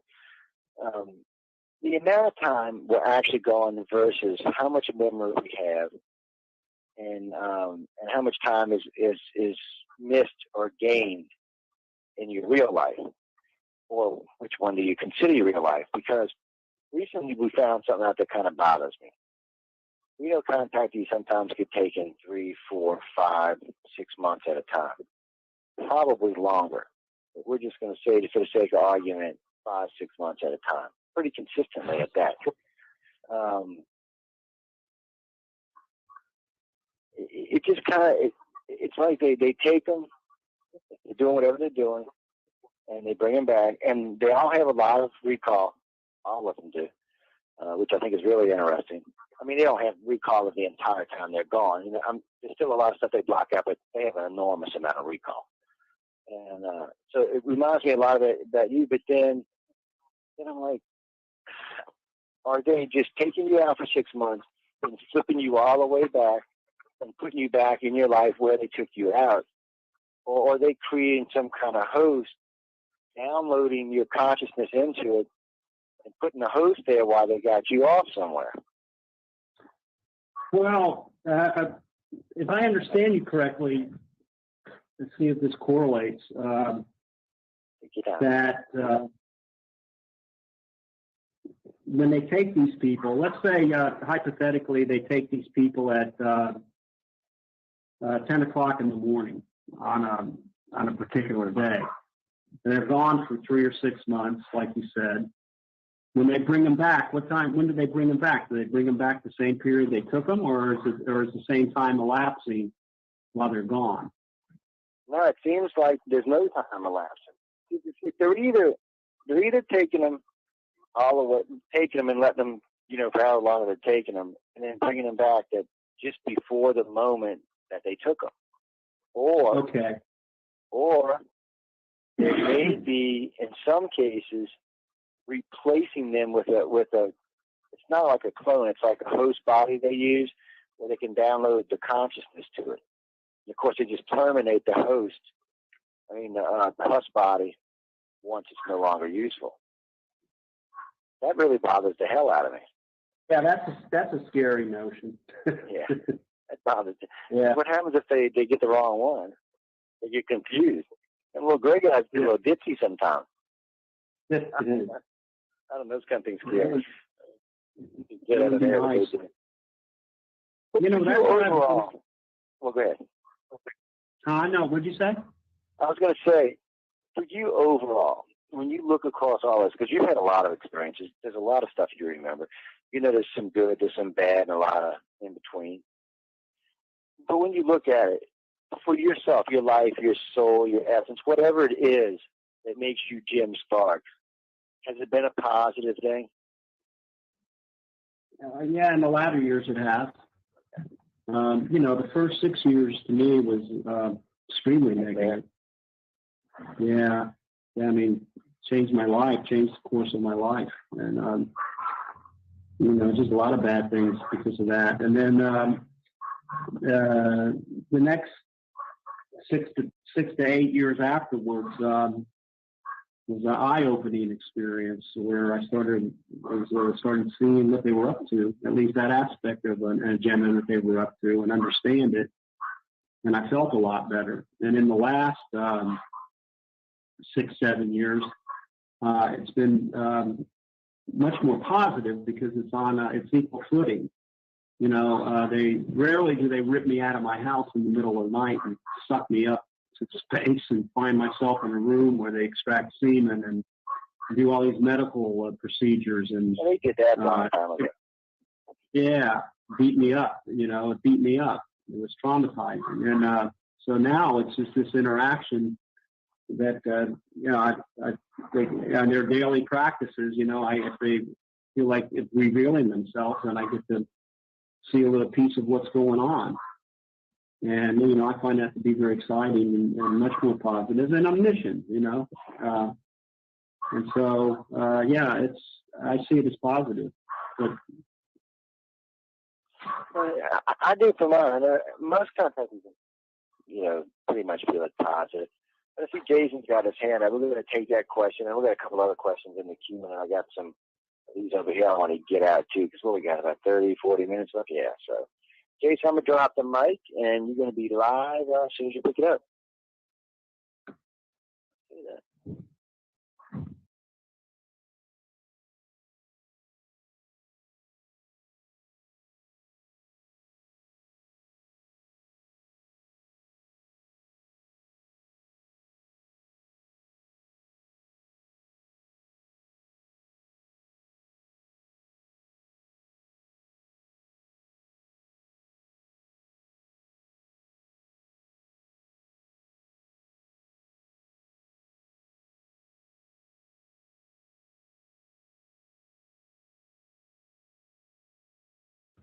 Jason, I didn't get any audio from you, man.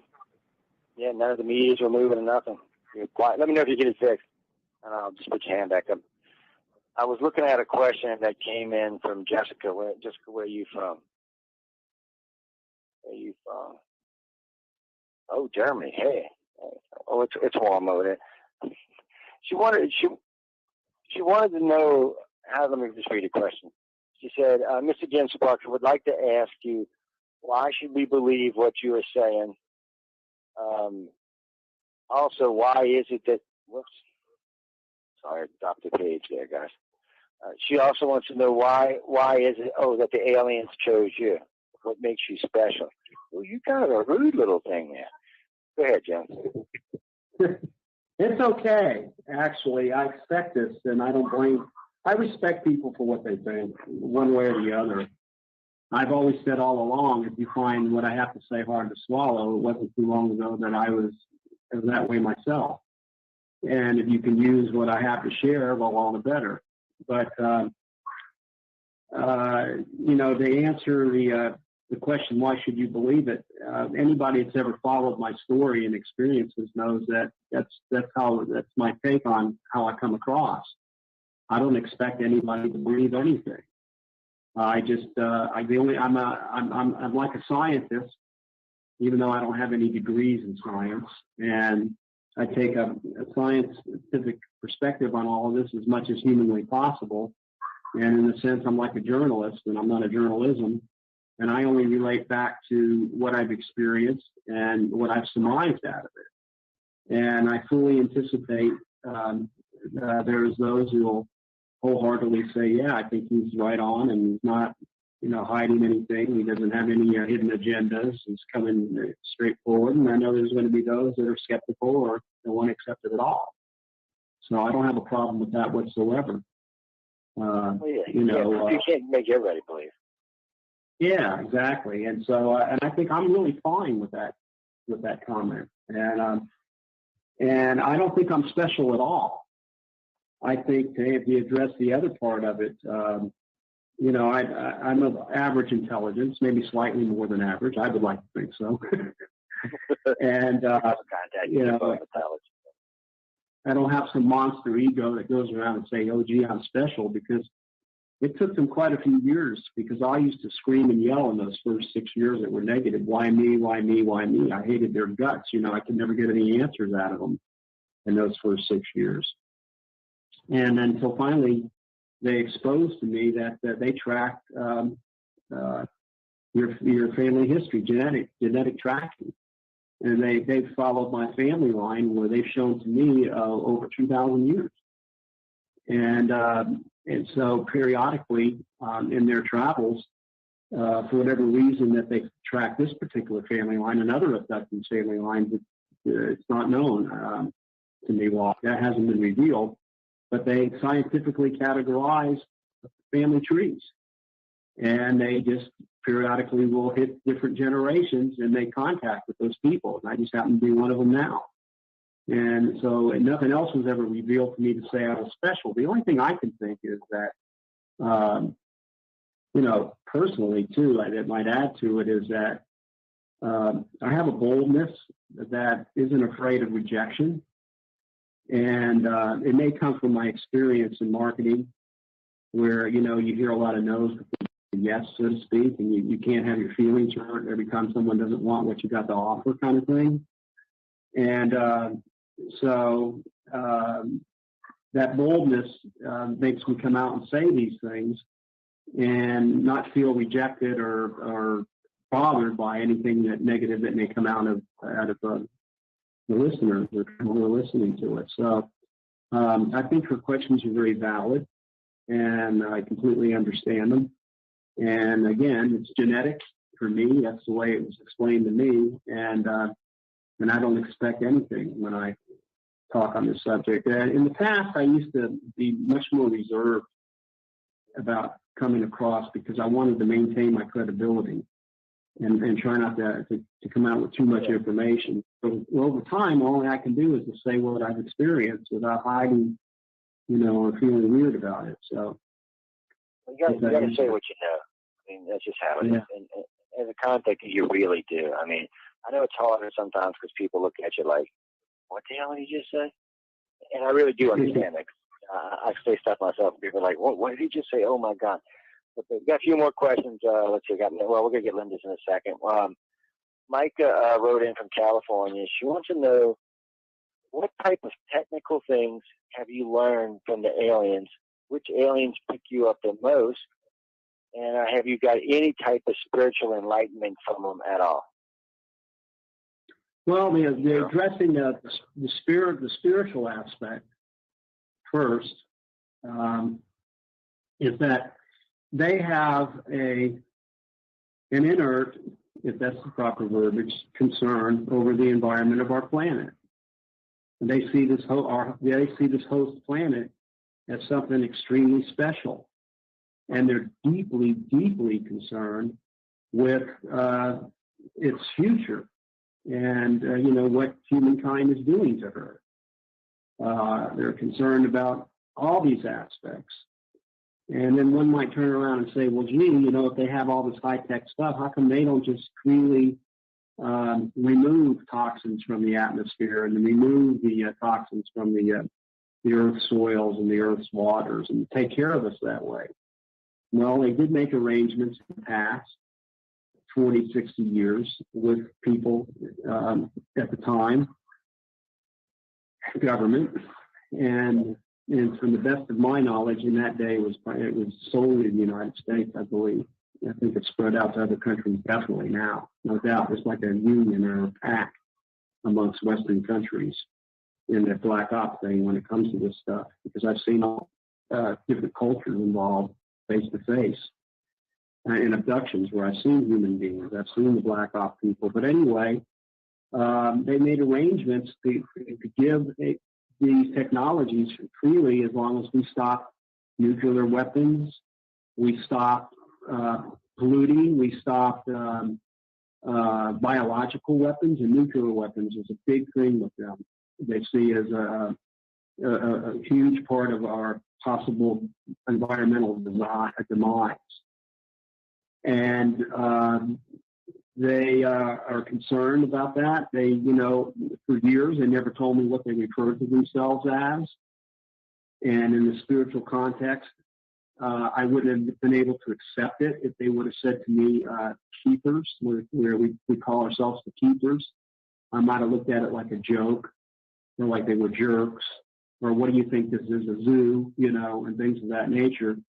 This is a zoo and you're a zookeeper, you know, when you put yourself up on a you know, idolize yourself. And over the years, I've learned that they have a deep concern with the planet. And at the same time, they want us to come forward and meet them in the middle. So the technologies that were gifted to us by these people who hold this stuff in secret, who've made weapons out of this stuff, who've hurt people out of this stuff, who've made money out of this stuff. You know what I'm talking about, right, Joe? When I say that? Oh, yeah, I know what you're And, you know, get that garbage out of the way and get these things out on the table so we can use them. So spiritually speaking, there's a deep concern within that way. What was the second part of the question? I was listening to you talk about that. Hold on, let me go find it. Well, you know what? We got lots of other questions. Do me a favor, whoever wrote that, send us back, because we got other questions in the queue, so we're going to take them. We've only got Jim for a little while longer, so we're going to get some other ones. See, Jason's got his hand back up. I think he's got his mic fixed. We're going to let him have a shot again. Jason, come on, ask your question. You're live on air. All right. Is everything kind of working here now? All right, good. Thank you. All right, Jim. Well, first off, I'm Jason Wilson. I'm the Texas State Director for ICAR. Worked with Joe for a long time, and actually I interviewed you a few years back here on the network on my show, The Unabridged Universe, and it's good to talk to you again and have the opportunity to ask you another question. Now, all right, let me frame this question properly. It might be considered kind of a loaded one, but all right. You've had your experiences. I've had my experiences, and I know that we have both, you know, between us have probably talked to at least literally hundreds of other people that have had, well, that ET has chosen to contact for whatever reasons. Now, I think that most people have had fairly consistent experiences. Now, granted, a lot of the particular details may be slightly different, but the general gist of the experiences, you know, pretty much point towards the same general direction. I mean, there's definite continuity between these experiences. But I'd like to ask your opinion on how you feel about certain aspects of the quote-unquote ufology community out there. I mean, here are the contactees, like us and others, who are sort of a loose collective that have had our experiences. And then you have to contrast that with a lot of the other experiences that you hear in the ufology community. I mean, a lot of the, I don't want to, you know, name any particular names, but I guess I'll be nice and try to say that a lot of the experiences that you hear popularized are certainly not along the lines of what most contactees are out there experiencing. I mean, what I'm talking about here is like a lot of the people who claim to have their experiences with channel beings, or they were hit by a beam of light or something like that. And then they get this information that's completely and totally contrary to what a lot of the contactees are experiencing. And also what a lot of these, you know, quote unquote encounters seem to entail is that these people get some kind of information that's entirely different than, you know, what everybody else is having, that go on to explain away what everything else is, what everybody's experiencing. You know, things along the lines of, you know, I channeled the Ashtar Command or the Otisians or something like that, and they try to, well, I think you get what I'm talking about here, Jim. I mean, there's like a huge disconnect between a lot of the big published stories out there and what everybody else is experiencing. And I'd just like to know how you feel about that, because I think a lot of these ridiculous sounding experiences can, well, I'll just put it this way. When somebody comes out and says, you're a contact, I'm a contactee, I've had ET contact, I mean, the first thing a lot of these people here think about is, something that they've heard on Coast to Coast that sounds completely and totally ridiculous. It's nothing like what we've experienced, Well, just addressing the channeling issue, I've learned this. Okay, if you could hold what I have to say at value, just presume that this is coming from experience and it's real, and what you want to do with it is up to you, and I one way or the other. But I know that through 24 years of contact, and that's a long time, that Jim Sparks is conscious and has total recall of better than 95% of every interaction. So it's always face to face. It's always in my face. Nothing is kept from me when I'm there, and nothing's taken away from me when I come back. So that's a uniqueness there. So I can share these things. And where I'm going with this is the fact that there are other dimensions. They absolutely 100% exist. They take up the same space. They take up the same time as you and I are sitting in, that all of us are sitting in now. Now, why we can't see them or feel them or touch them, there's all kinds of theories there. It's a different vibration, or it's a different form of matter, or it's in a different slot, or it's real tiny, or it's real, whatever the case may be, they do exist. And what I learned over the years is that, this will lead to the channeling aspect of it. What I've learned over the years is that they use extraterrestrials, non-human intelligent beings with high technology, use these dimensions to travel with, to go from point A to point B, particularly locally. They use these dimensions to hide in, or to keep their presence secret, even though they're occupying the same space and time. And what I found astounding over the years is that bringing in these abduction experiences, that they walk you through, or they bring you through, technically, dimensions to go from point A to point B. And I see in these travels from time to time entities that live or coexist with them in these dimensions.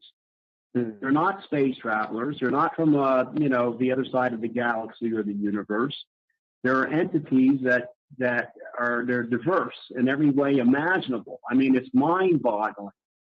I don't touch on this too much because I haven't quite put a finger on all of it myself. Some of them are extremely nasty. They're not friendly. They're nasty. They're evil-like in a sense. They're liars. And then there's some of them that seem benign and honest and truthful. And you have a assortment of all these entities out there that I choose not to study because it's just too extreme from one to the other. Now, I'm theorizing. When I come that part, I know to be so, because this is what I've seen, not with my own eyes, with my flesh and blood there. And when it comes to the channeling, I theorize that people are tapping into different types of these entities that aren't exactly coming across straightforward, but they're experts at sounding that way. And so, or it's their viewpoint, or whatever the case may be. And some of the stuff can be very ridiculous. Some of the stuff can be right on the money. And so I think that's why it conjures up all assortments of different stories and different aspects. And I'm Xandar from Blue, and I'm this from that, and we're the 12 of this, and all these things that I'm not being critical about, but we're hearing these things, blah, blah, blah, blah, blah, blah, blah, blah, blah. And you just got to be careful as to who you tap into. So I theorize that's the case there. The other aspect of your question, which was there's different ways to answer the other aspect of why for some it's this enlightening experience, and for others it's this traumatizing experience, and for others it's this and that, and cockamamie this, and then this is right and this is wrong, is that I know I've seen this with my own eyes, and I can only talk from my perspective here. And I can't say this is the whole picture. I can only talk from the perspective that I have in my view when I'm there and what my face and eyes see and I experience as a person. But people, when I watch them in mass abductions and group abductions, and I observe the going-ons, anyway, weird terminology I just used, the going-ons, that they take the memory from these people before they go back, and they leave them with very little. Sometimes they leave them with a lot more than very little. And a lot of people don't handle it well when they're on board or when they're in an abduction scenario. They can't handle it, or they don't handle it, or they panic, or they go through these different scenes. And so it conjures up all different kinds of things to fill the gaps. And I'm not saying these people aren't right, or they're not wrong, or they're right, or they're wrong, or they're making up, or they're not making up. I'm coming across one way, who's coming across another way. But put it simply, a lot of the stuff is taken away, and it's hard for them to put it together, and they come out with different things. And so you've got a combination of things that are in this invisible world it's just insane. It's insane. And I mean, there's just entities, they're diversified, there's all different types, there's all kinds of stuff out there. They're not necessarily working with us. And so the extraterrestrial, the non-human intelligent beings, for quote unquote, the Greys, and there's different species of Greys, have a vested interest in this planet. There's some sort of like a dual ownership kind of thing. I don't know if that's the right verbiage I want to use, but there's a vested interest in this planet, and they come across it in a really different way. Oh, I agree. Yeah, I hope that helps. Pardon me? I didn't hear that.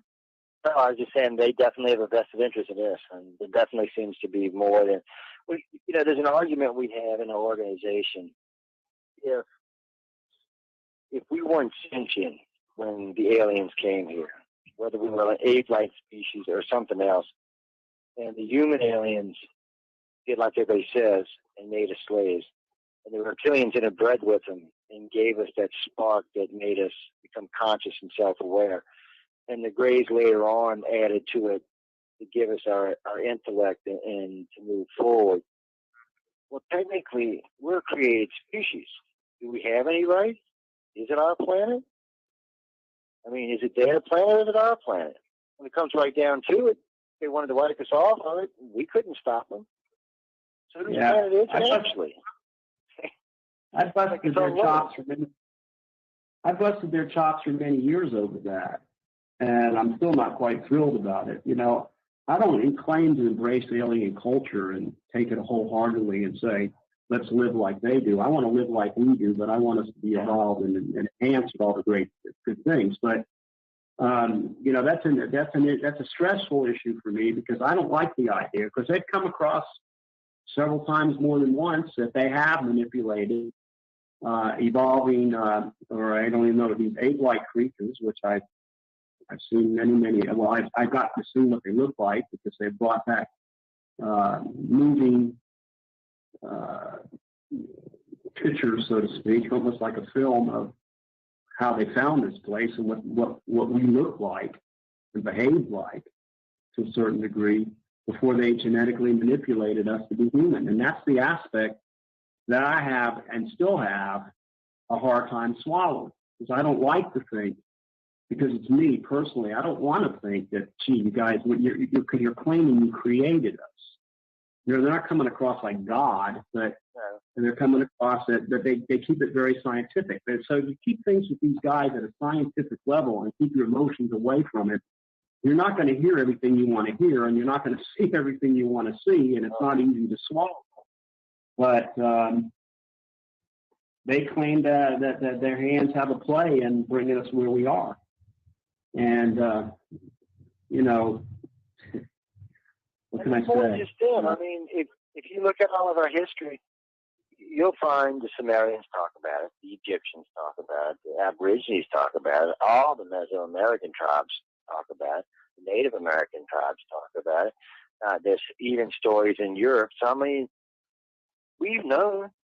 It's like we got ignorant It seems like the first 5,000 or 10,000 years, it was a much more open society. They seemed to move more freely amongst us. There did seem to be some alien technologies being used on the planet. But then somewhere around the time of modern religion, we became stupid. We reverted. At least now they admit to it. They say the Middle Ages cost us, the Inquisitions and all the lovely stuff that religion did there for about 500 years. They said it probably set us back 2,000 to 5,000 years technologically, because we were evolving so fast. And there were great strides even made in. There was even great men then. But they could never achieve their goals because look at Notre Dame. He would have been hung or burned, or most of the good scientists, all of them. And they were always borderline walking on the edge. That's one of them things. Well, you got, spiritualism and science have always been, in the past, 500 years, spiritualism, 500 years behind science. I mean, if you said the world, I'm just rehashing what you said, but, if you said the world was round instead of flat, they put you in a dungeon or they executed you or tortured you. And there's always been that gap. And see, they're so far evolved that they've already addressed these issues and then came to a solution, and then they live it, and they may be thousands of years ahead. And some of these things to us are like, whoa, man, that's way out of line with my spiritualism. And, well, you're looking at beings that have been through it. Some of these things are tough. I surmised, that, they got worker beings. How do you classify a worker being? Something that appears to be, does it have a soul? The little 3-foot ones that run around doing all the tasks. I got to wonder, I know they created them, but, where do they stand in the whole spectrum of spirituality? Well, what's interesting about that?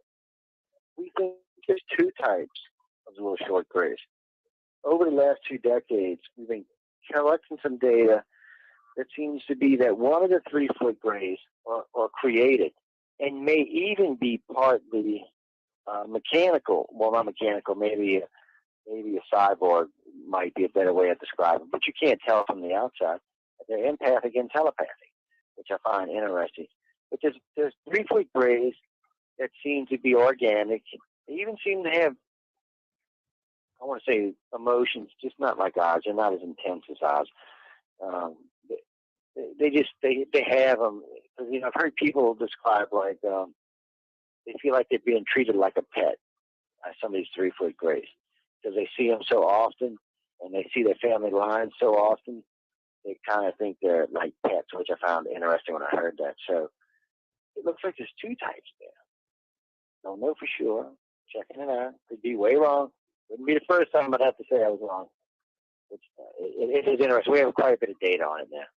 So it does look like there's two different types of 3-foot grays, which still kind of weirds me. And then there seems to be a 5 to 6 foot range and around a 7-footer. And then there seems to be like a leader. I want to call it a queen, but I don't have nothing to base that on.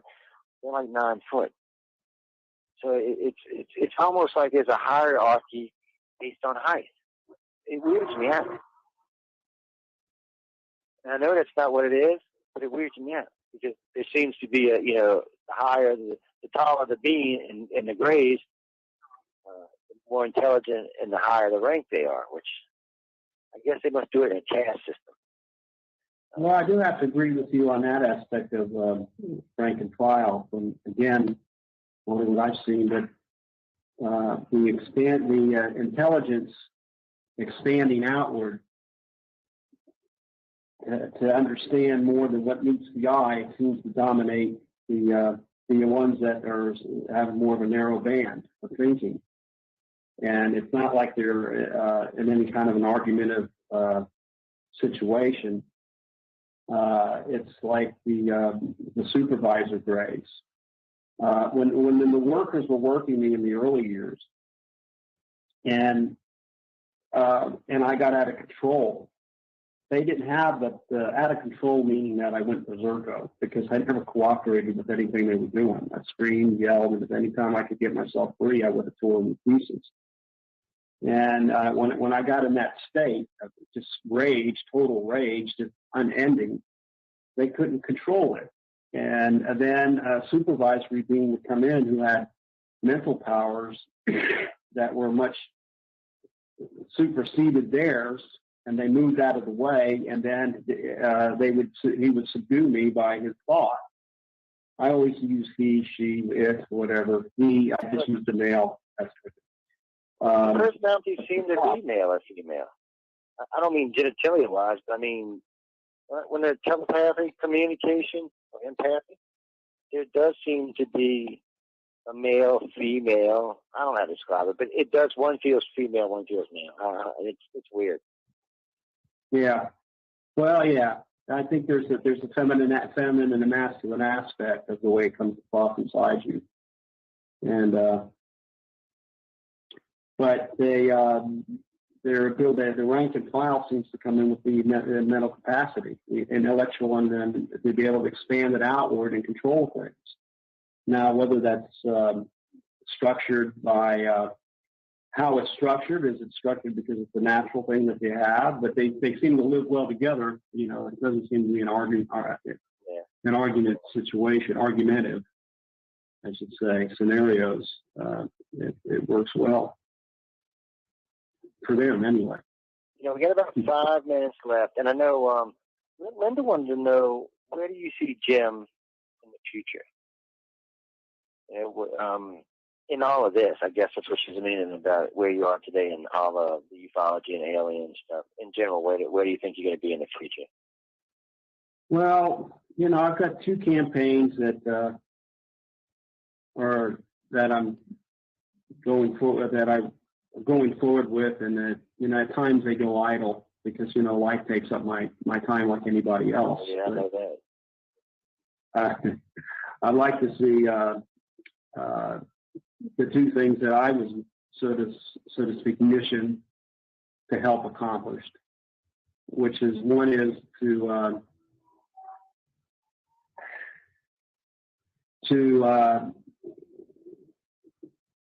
bring forward the amnesty bill with all my efforts and energy, and tie that together with the right people, because in their eyes, there's 2 things that they want.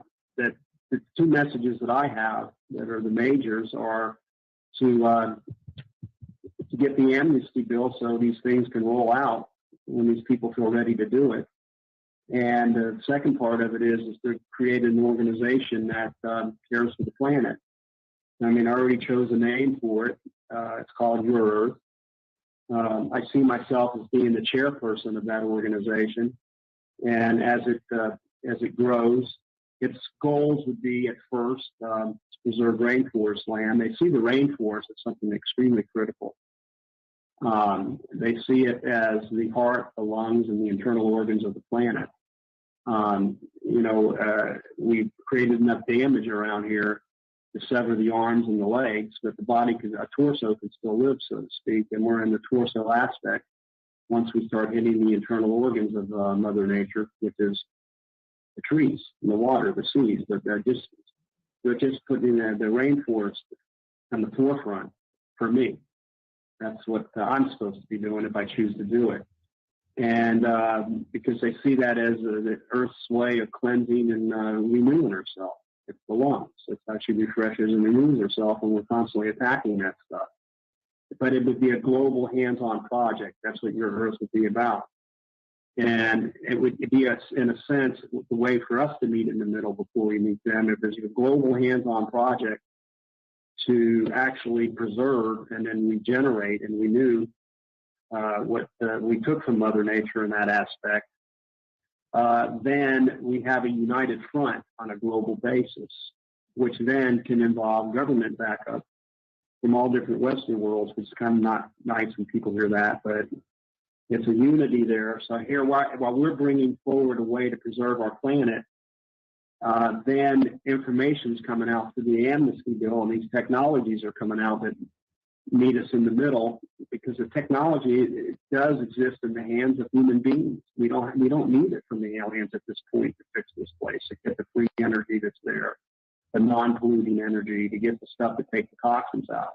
All these things meet in the middle. So I see myself, and I would like to see myself heading off your Earth and pulling all the resources together, and then relinquishing my seat as chairman to those who would be better minded for the job, whatever it takes to get it done. I don't have an ego here. And that's, at first I would have to handle it that way, but then just relinquish it. And through this amnesty, if we get help, send us anything. We can always post. We got lots of people all over the place now. It's getting kind of insane. But hey, these people are paying attention, talking, saying, like, "Oh man, we done hit 2 hours on the mark. 20 minutes over." Hey, so it's always you know what? We just hit 2 hours talk. Go ahead. Yeah, it was time travel, time displacement. 2 hours with you is easy. It's an easy one. You don't want to talk, I can. If it. Oh yeah, okay. I'm losing my mind. Y'all don't pay no attention to me. I lost it. It's 3 o'clock in the morning my time, guys. Jim's all fresh and spry. I'm about to go. Yeah, okay. Where's the bed? Jim, you were great, man. You did a fantastic job. Give them the website. Tell them where they're going to find you. One more time, remind them where you're going to be. Oh yeah. You know what? You could do me a favor and do yourself a favor. If you can get around to going on Jim Sparks. So it's JIM, and then there's the hyphen, sparks.com. And, pick up my latest version of the Keepers, because it'll help to, I hope that it'll enlighten you, and it's supportive of what I'm doing.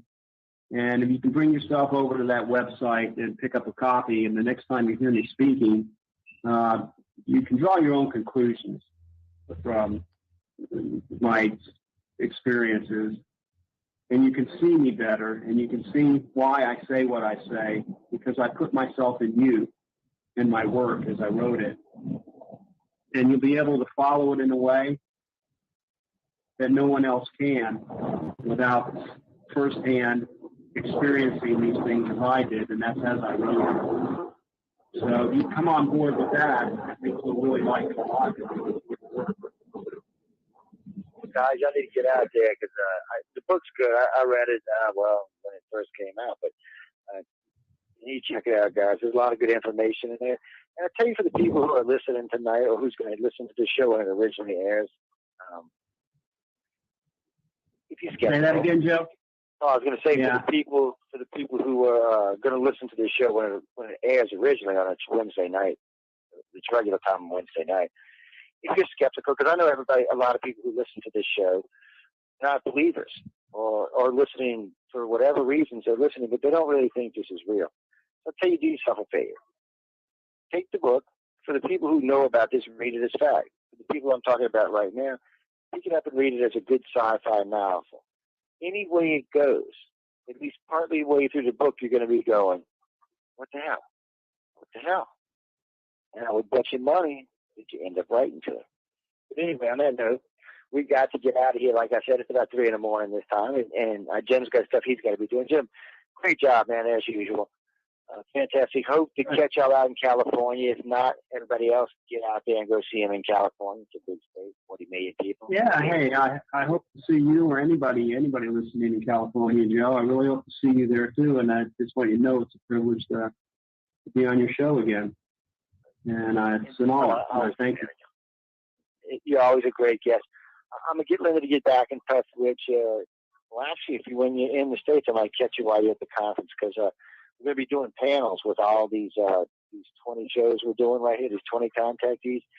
And we're thinking about, I'll tell you later about which group we were thinking about putting you in. But we'll talk about that after a while. Ladies and gentlemen, we got to get out of here. For the people who hang out with us, I think there's about 170,000 people online with us tonight. So I want to tell all y'all, thank you for hanging out. I know it's early in the morning. Unless you happen to be in Australia, it's afternoon. That's where you're on the world. But again, thanks, everyone. Until next week, guys, have some fun, smile. Oh, and remember this Wednesday, Karis Brown Malloy will be on. She's going to be ICAR's new Pennsylvania State Director. She's a contactee, and she'll be discussing her latest new book. Have a good evening, you guys. See y'all next week.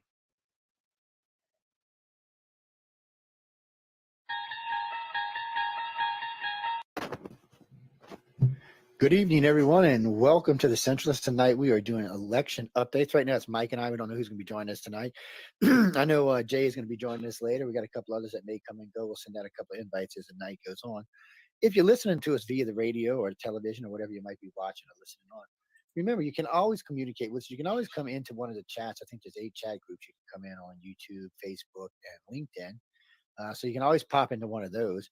But you can always hit me up on my messenger if you have my email, icarcox.net. You can do that as well. We're going to be looking to keep up on all the polling data tonight. We'll be slipping some news in between, some real news in between, because, you know, it's going to take a little while for the poll. And it's, 7 o'clock up by y'all, 7:15, huh? So in Mike's neck of the woods, it's the polls are closing. So we should start getting some data out there. I know Virginia and all is closed. Pretty much all the East Coast now is closed up, so we'll start seeing some data over the next 45 minutes on that. I've seen mixed reviews all day long. Whatever radio station I listen to, that's how the polling was going. And what I mean by that, if I was listening to a Republican, oh, the Republicans were winning. If I was listening to a Democrat, oh, it's going to be better than they thought. Democrats to go. So I don't know, guys and girls. We're just going to have to wait and find out.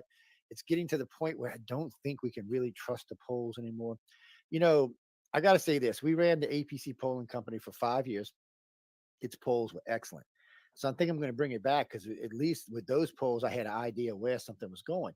With the polls today, I don't know whether to, well, just put it this way. So I've been watching NBC for 5 weeks. I wanted to prove something to myself. Not one poll has Joe Biden below 40%, which is like 36 and 38. And none of their polls have the Republican beating the Democrats. Matter of fact, and NBC thinks it's going to be a blue wave. I don't even know what to think about that. I mean, I don't even know where to get into. Even CNN's been on everybody's head. I got to say this about CNN while I'm thinking about this. CNN has actually tightened up. They fired a bunch of people. They got rid of a lot of crazy liberals. They've just canned them. Some really crazy liberals they've canned. And then they have started moving a little bit towards a conservative side. I've noticed that they fact-checked Joe Biden on everything he said for the last 2 or 3 weeks. Not the only one. A couple of other groups have started fact-checking Joe Biden. What do you got? He got, instead of you had to give you 1 Pinocchio, 5 Pinocchios, he got bottomless Pinocchios. Yeah, people, bottomless means he lied more than Trump did already, and he's only, not even 2 years into his election, into his win. Bottomless Pinocchios. And this came from a liberal news organization. Yeah, I don't even know what to think about that. It's, and then I was watching some of the other polling out there. I mean, the polls are tight. I mean, this might be one of the tightest elections I've seen, but you got to wonder why. What is it that would make someone vote blue right now versus red? I mean, what is it? I mean, I'm not either one. I'm a centralist. I know what I'm going to vote and who I'm going to vote for. Where the 2 states I live in, look, voting blue is a waste of time. Mississippi, nobody blues winning in Mississippi. It's just not going to happen. Louisiana, if it's in New Orleans, somebody blue might win. Other than that, not so much. The governor's blue right now, but the rest of the state is totally red. So really, truly there, it's going to, those 2 states are going to vote majority red. So it's not going to be any big surprises there. So it doesn't really, as long as you're voting, if you vote blue, you're wasting your vote. If you vote red, it doesn't really matter because they're going to win anyway. There's a lot of states out there like that, both in blue and red states. I mean, California, pretty much, there are some chances for some red wins in Cali now. The state that interests me the most right now is Michael State. Now, I've seen, what's his name? So Hochul, I've seen her behind in a couple of polls now, including some what I would call purple polls, some middle of the road polls. I wonder what's going on up there. I mean, I seen one thing where she was talking on this news agency and they were running a list of the stats next to her. Everything she said was a lie. I think that what the hell? Hochul, I think that her expectations are as high as her eyebrows, and really in New York, what it is, Zeldin has bonded with Mayor Adams in New York City and said, hey, I'll help you stop all this crime. I'll fire the prosecutors that aren't doing their jobs. We'll put more cops on the street and crime's over tomorrow. He said, tomorrow he will end the no cash bail. Done. So now Hochul, her last thing that she said was, okay, I'll fix everything tomorrow, no problem. It's such a slap in the face to first, man, any victim of crime that in New York State where you got to deal, imagine you live in a horrible neighborhood, you're a victim of crime, and the criminal's right there in your face still because he didn't go to jail, And I don't know, man. It seems to me everything they do and all the moves they make are against people. They're against black people. They're against Spanish people. They're against gays. There's gays being singled out. But they own the press, so that's what always cracked me up. That's like when Donald Trump got on television and said to the black people, he said, "And what has the Democrats done for you lately?" And everybody in the party was forced to go, "Nothing." Tonight's so that's election, what's changed. I'm calling for blue balls and red wave coming out of everywhere, your eyes and everywhere. That's what I'm calling for. And then we got to talk about Donald Trump, who's telling the dude in Florida, DeSantis, to stay out of it. Like, don't come near us. You're gonna rule today, DeSantis. What do you think of that? Yeah, well, if I was Trump, I'd watch out because right now Santa's more popular than Trump. I think he is. He is. The polls show he's quite a bit more popular than Trump right now. He's lesser of a target. Now, I'll say this, though. I have seen about 10 polls that came out recently since Trump said he might announce in November 14 that he might be. Why couldn't he have waited? That's probably going to hurt tonight. But the polls have him beating everybody. Well, he hasn't announced yet, though. No, but they started running polls because he said he was. And he's the polls show him clearly the day before Pence's book comes out. Oh, Lord. That's the 15th is when his book comes out, which is funny. Well, I think it's funny too. I hope he knows what's in that book. But all the polls, including New York Post and the Washington, and all of them have Trump winning if he runs. They haven't beaten Biden easily, and so somebody said, "Well, Biden might not run. Maybe what's his name from California? He'll cremate him." Matter of fact, his only competition is DeSantis, and DeSantis doesn't have enough votes to win the primary. See, this is what's funny. DeSantis could win the national election against anybody he runs against, but right now he doesn't have the primary votes to beat Trump. Trump. I'll tell you my position as I'm an independent. I left the Republican Party. I'm an independent. And my position is there's no way I could possibly vote Democrat. Not for a long time. Everything that I see them as a party that has love the Dems. I've seen them as a party that's conspired against the American people. Not just with lies. They've gone beyond the norm of corruption. They've gone to places that you just shouldn't go as elected representatives at all. And I would love to see if Zeldin gets in as governor of New York. God bless him. I would love after he cleans up the streets and does all that crap. I'd love to see him go after Hochul for all this bribery. Her family, her husband, and all the kickbacks and all the stuff going on, man. Because she's so dirty. You know what I mean? And she kind of tries to come across like she's not. I don't think she's in touch with reality at all. But I have to agree. I think she's off in snowy land. If you have a conscience, there's no way you can vote Democrat with the shenanigans and games and all the deceptions they've been part of. And it's just a sales pitch. When you listen to them talk, it's a sales pitch.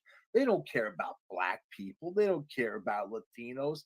They don't care about anybody. They care about the cash. That's the funny part, or the sad part is it looks like the Latinos and the blacks are starting to figure it out.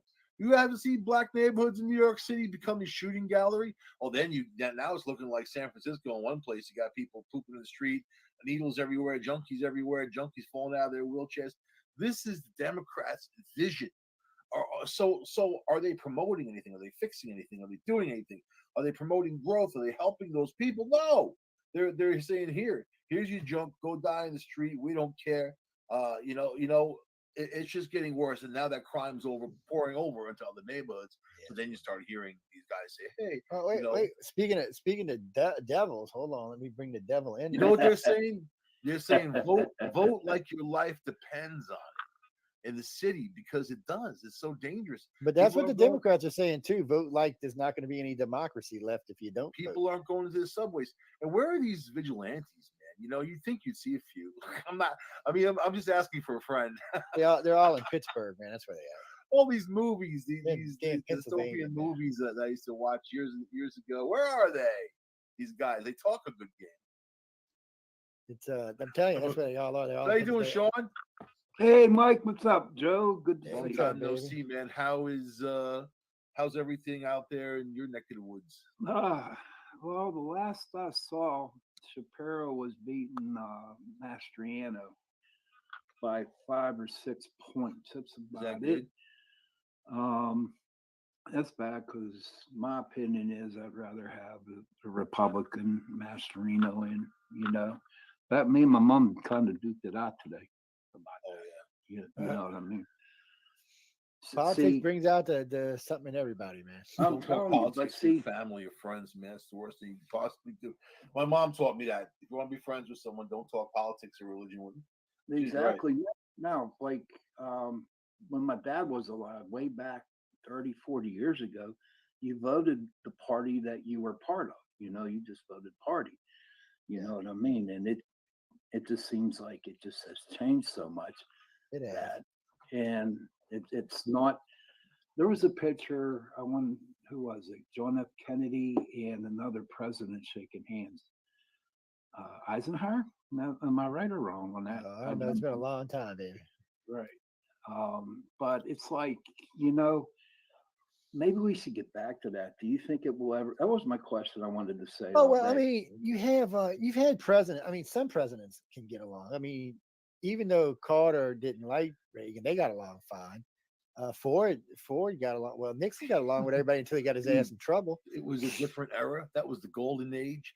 These days, these people are calling each other Nazis and saying that they're pedophiles and every horrible thing you can think of. How do you do that and then reach across the aisle with that same person? How do you confront them? You know That's what I the mean? problem. You, You call- don't. you You just called know. me a Nazi and whatever. so how's the race with Fetterman? What's going on there? And Dr. Oz. Nothing yet. No nerves. No.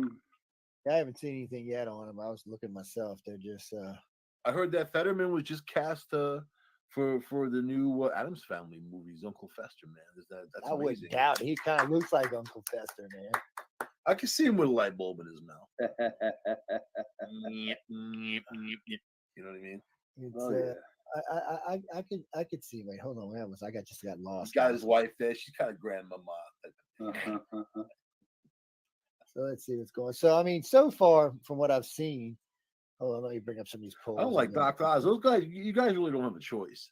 I mean, like Dr. Oz is just a carpetbagger. You know what I mean? Like he's not even a Pennsylvania resident, or I guess he is now. But you know, I mean, another guy lived in New Jersey, but like Hillary, you know, when Hillary came into New York, and she wasn't a New Yorker, you know, and nobody in New York wanted Hillary. Not one person ever said, "Yeah, she should be here." You know what I mean? Yeah, it's New York. So they're saying in the Georgia race, Herschel Walker should be the winner, but we're gonna have to wait and see. I don't trust anything right now. I think that he can pull it off, man. I think that the guy's pretty well